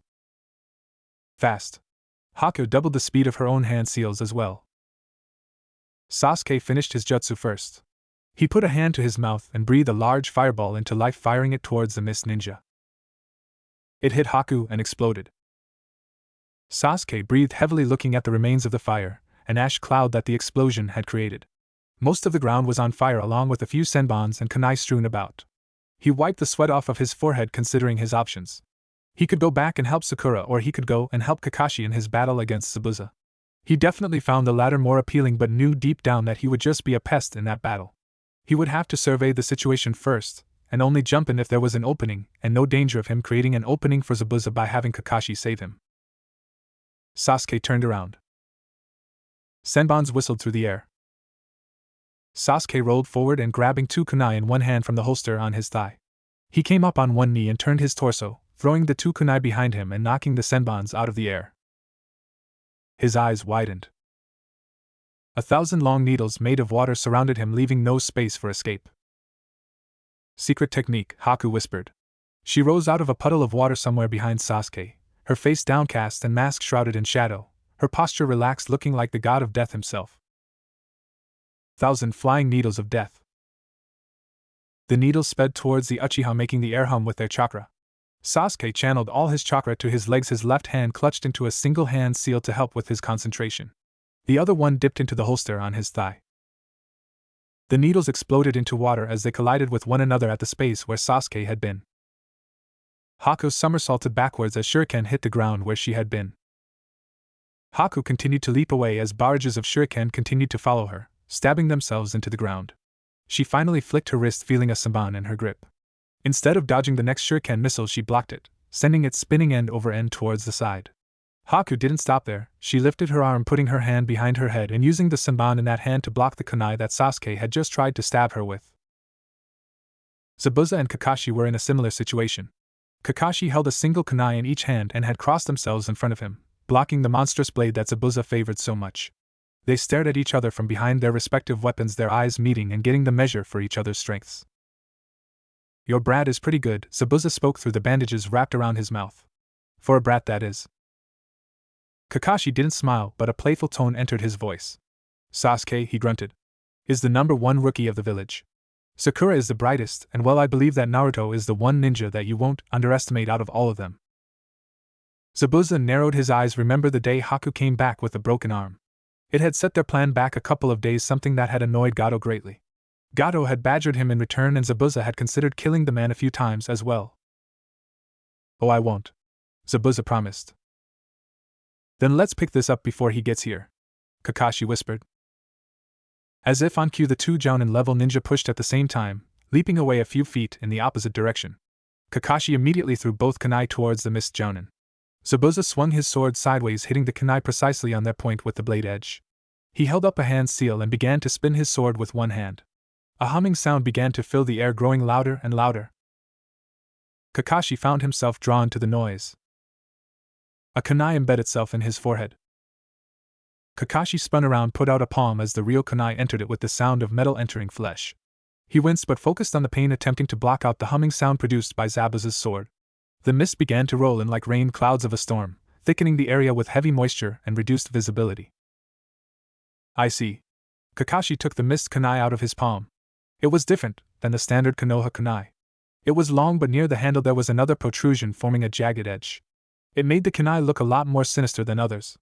By using the hidden mist technique, he reduces visibility. At the same time, he starts to produce that loud humming noise which is infused with his chakra. Most ninja use hearing at the first sign of reduced visibility, and by creating that noise he cancels out any enhanced hearing the opponent might have. Also, by infusing the mist and sound with his chakra and killing intent, he's able to create short-lasting genjutsu. It shouldn't get me as long as I keep my guard up, but in a constant battle like this one. Kakashi felt a dozen kunai enter his head, his torso, and his legs. "Kai!" Kakashi muttered, holding up two fingers in a hand seal. He ducked immediately, dodging Zabuza's swing. Zabuza continued to swing, stabbing the ground with the sword, and used the momentum to bring his legs into the air towards Kakashi's face. Kakashi crossed his arms in front of him and grunted. Zabuza grinned through the bandages as his feet slammed into Kakashi's hands, one of them still housing the wound from the earlier kunai. Kakashi stifled back a scream and pushed with the hand, almost losing consciousness from the pain in his hand. Zabuza completed the spin and leaped away from the clash, spinning his sword and filling the mist with the humming noise once more. Kakashi breathed heavily. "Naruto, we could really use you here." Sasuke leaned backwards, dodging Haku's Saban barrage. He crossed his arms in front of him, sending two kunai sailing through the air in response. Haku took out another Saban from her sleeves, knocking the two away. She launched herself towards the Uchiha as he began to form hand seals. "Fire release," Sasuke muttered, clenching his teeth. Haku noticed something catching light near him. He was preparing for this. "Dragon fire." Sasuke breathed, and a stream of fire seemed to catch light in front of him. Haku noticed the dozen wires tied around the shuriken and kunai that were stabbed into the ground and the supports of the bridge, surrounding him in all angles. The wires were ignited almost instantly, and fire covered the wires before they converged into one big storm, burning everything to a crisp. Sasuke watched as the flames flickered along the ground, evaporating the puddles on the ground and sending up steam into the air. He felt the temperature rise from the fire technique and felt the tension leave him as he saw the area where Haku had been. The ground was blackened in a large area, with some of the cement actually showing signs of melting. There was no way for Haku to have escaped it. Sasuke relaxed, feeling the rush of battle leave him. It's a bit too early to be relaxing. Sasuke leaped away, entering the ring of flames and allowing himself to be a bit singed from the flames of his own technique. He spun, watching in horror. "Don't you think?" A giant slab of ice, far wider and taller than Sasuke or even Kakashi and Zabuza, began to rise out of the puddle on the ground behind him. It reminded Sasuke of a giant mirrors that they used to have in the house when he was a kid, except it was a lot larger and colder than that. Sasuke watched as more and more mirrors of ice began to rise around him, effectively surrounding him and creating a dome around him. Haku entered into one of the mirrors from behind his body, becoming two-dimensional. Every single mirror reflected an image of the kunoichi. When she spoke, it sounded as if multiple people were speaking, her voice layered and sounding demonic in a way. "Demonic mirroring ice crystals," Haku whispered. Sasuke gulped. "I'm out of chakra." And fresh out of tricks, Naruto, Kakashi thought as Zabuza began to bombard him with both real attacks and genjutsu attacks using the mist and the humming sound as his cover. "Where are you?" It wasn't like Haku was moving fast. No. It was like she was teleporting. Sasuke kneeled on the ground on his knees, acting as a pin cushion for Haku. He imagined that this was what his shuriken and kunai practice targets must have felt like. He was helpless in the face of Haku's speed. Sasuke tried to analyze the technique. The first thing that he had found out was that Haku's speed depended on the mirrors and the full effect of these ice mirrors depended on their number. The second thing that Sasuke realized was that these mirrors were immune to any type of technique he could use. He had tried fire release techniques to a barrage of kunai and shuriken. The ice was harder than steel and cold enough to avoid melting from the heat of Sasuke's fire techniques. Not only that, but the mirrors had actually caused the area to start snowing as all moisture in the atmosphere was frozen over as heat continued to be sucked up by the mirrors. The third thing that Sasuke had figured out was that the reflections were simply reflections and nothing more. When Haku rushed towards him, Sasuke managed to see multiple blurs attack him. But he had figured out that it was simply a result of her speed. She didn't create clones, she was simply so fast that she left after images. The fourth thing was that Sasuke was beginning to catch up to her speed. Or rather than catching up to her speed, he was beginning to be able to see her movements and speed. He had awakened the Sharingan. Haku watched from the safety of her mirror as Sasuke looked right at her. She had noticed the change in his chakra immediately, and had used their few exchanges, if they could truly be called exchanges at all since Sasuke had yet to land a single blow on her, to see what had changed about him. Sasuke's eyes had turned from their onyx color to red. Within the red pupils lay tiny little dots of black, creating an outer circle with a bigger black circle within. Spinning around the black circle were a different number of tomo in each eye. One eye had only one tomo while the other one held two. Sasuke prepared himself. Haku launched herself forward once more. However, instead of engaging Sasuke in close-range combat with the Senban in her hand, she sailed above him, throwing down a barrage of Senban to the area below. To her shock, Sasuke channeled chakra to his feet, neatly dodging a couple of them but not all. A few of them entered his back, making him resemble a pin cushion even more. Sasuke snarled in pain but tried to retaliate, actually throwing a few shuriken towards the blur. They simply hit the mirror's surface and bounced off with a loud clang. This boy, Haku took out a few more Senban. Not only is he dodging my Senban at the last second, but he's slowly starting to see my movements. Sasuke took out a kunai and held it in reverse grip. He lowered his stance, wincing as the needles in his body moved with his muscles. He gritted his teeth and tried to ignore the pain, trying his best to keep his eyes on Haku's movements. I see, Haku muttered, her voice sounding as if multiple people were speaking at the same time. You too possess a bloodline limit. She crossed her arms in front of her, all of her reflections doing the same, both hands holding a Senban. My name is Haku of the clan known as Yuki. Sasuke, the Uchiha clan progenitor, answered. Of the Uchiha clan. So that's the Sharingan. No wonder he can follow my movements. Haku began to gather chakra and saw Sasuke tense. I can't let this battle drag on any longer. I'll begin to run out of chakra and he'll begin to catch my movements. Haku narrowed her eyes behind her mask. I need to end this. Sasuke leaped away as Haku emerged from the mirror. The moment that Haku left the mirror, every reflection disappeared. Before Sasuke had awakened the Sharingan, he had been unable to see which mirror had been housing the real Haku. But now he was able to see her the instant that she escaped from her ice crystals thanks to his Kekai Genkai. Haku appeared behind him, while Sasuke was still blocking a few Senban that were sailing towards him. Sasuke's eyes widened. She was actually able to outrun the speed of her Senban. Sasuke felt a Senban enter his back and the back of his thigh. He planted his feet and spun, slashing with his kunai in a wide arc. He saw a blur disappear. Haku appeared behind Sasuke once more. She got me. Sasuke, though he knew it was futile, flicked his hand, throwing the kunai in his hand, sailing into the air upwards behind him. He tried to spin once more to catch up to Haku's movements when he couldn't feel his leg. He felt Senban enter the back of his neck, torso, arms, and his legs. Haku watched as Sasuke fell forward, the needles that were already stabbed into him from the front stabbing themselves deeper into his body. Sasuke gave one wheezing cough and stained the snow in front of him with blood. Haku saw his body jerk once as he tried to move his body. Haku ignored it, taking out a Senban from her sleeve. I'm sorry. Haku closed her eyes, stealing her emotions and her heart. Has Sasuke managed? I guess you've been holding back on me, huh? He coughed, deepening the stain of red in front of him. Haku lurched forward, clutching the Senban with both hands, aiming towards the back of the Uchiha's neck. Haku flew backwards, her mask shattered into pieces. She skidded along the ground, managing to gather chakra into her shoulder to avoid any critical damage. Haku grunted and pulled herself up to her feet, one arm holding the shoulder that she used to brunt the damage of her fall. The blonde, clad in different clothes than last time, stood over his teammate, one feet still lingering with trails of his black chakra that he had used to kick Haku in the face. Nice instinct, Naruto muttered, his eyes cold.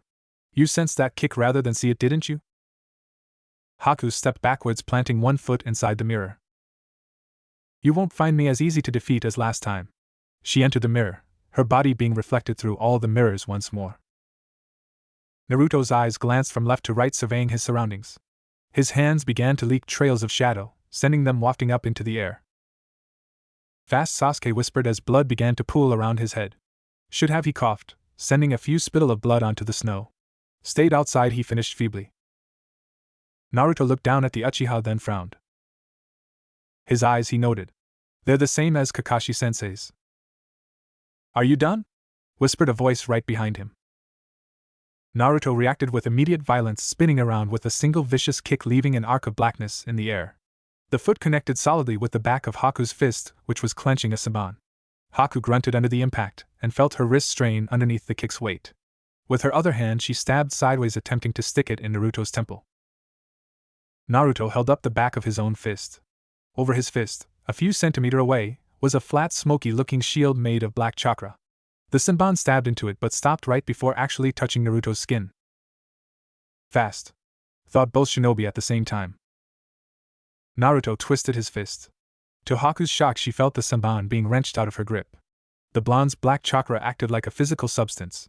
Her Senbon, having stabbed into it, spun with the shield of chakra. Using that moment of shock, Naruto opened his palm, locking grips with the Mist Ninja.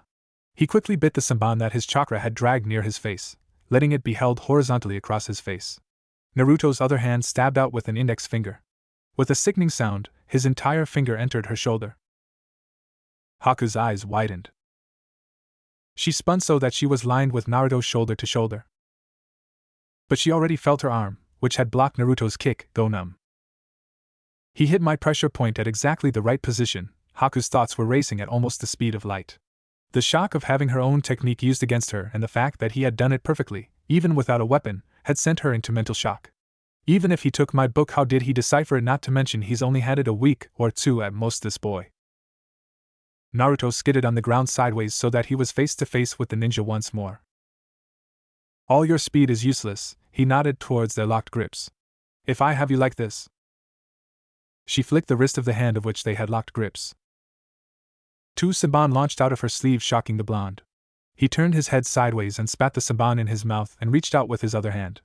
His Senbon knocked one away, but his hand was too late in grabbing the other remaining Senbon. The Senbon entered the space between his arm and shoulder. Naruto's arm went limp, and so did his hand. Haku leaped away from him, entering one of the mirrors. Naruto's other hand immediately took out the Senbon with a sickening wrench. Then, to Haku's horror and shock, he pointed towards himself with his index finger, stabbing himself in the shoulder with the sound of skin entering skin. He shook both arms as if to get the numbness out. Impressive, Haku held the shoulder of her numb arm. Even I haven't mastered that aspect of the book yet. Not only does he know how to induce paralysis, thought Haku. He knows how to get rid of them. But I doubt he knows any other points to induce fake death or pain yet. Even if he can see them, the points of fake death and sleep are too difficult for him to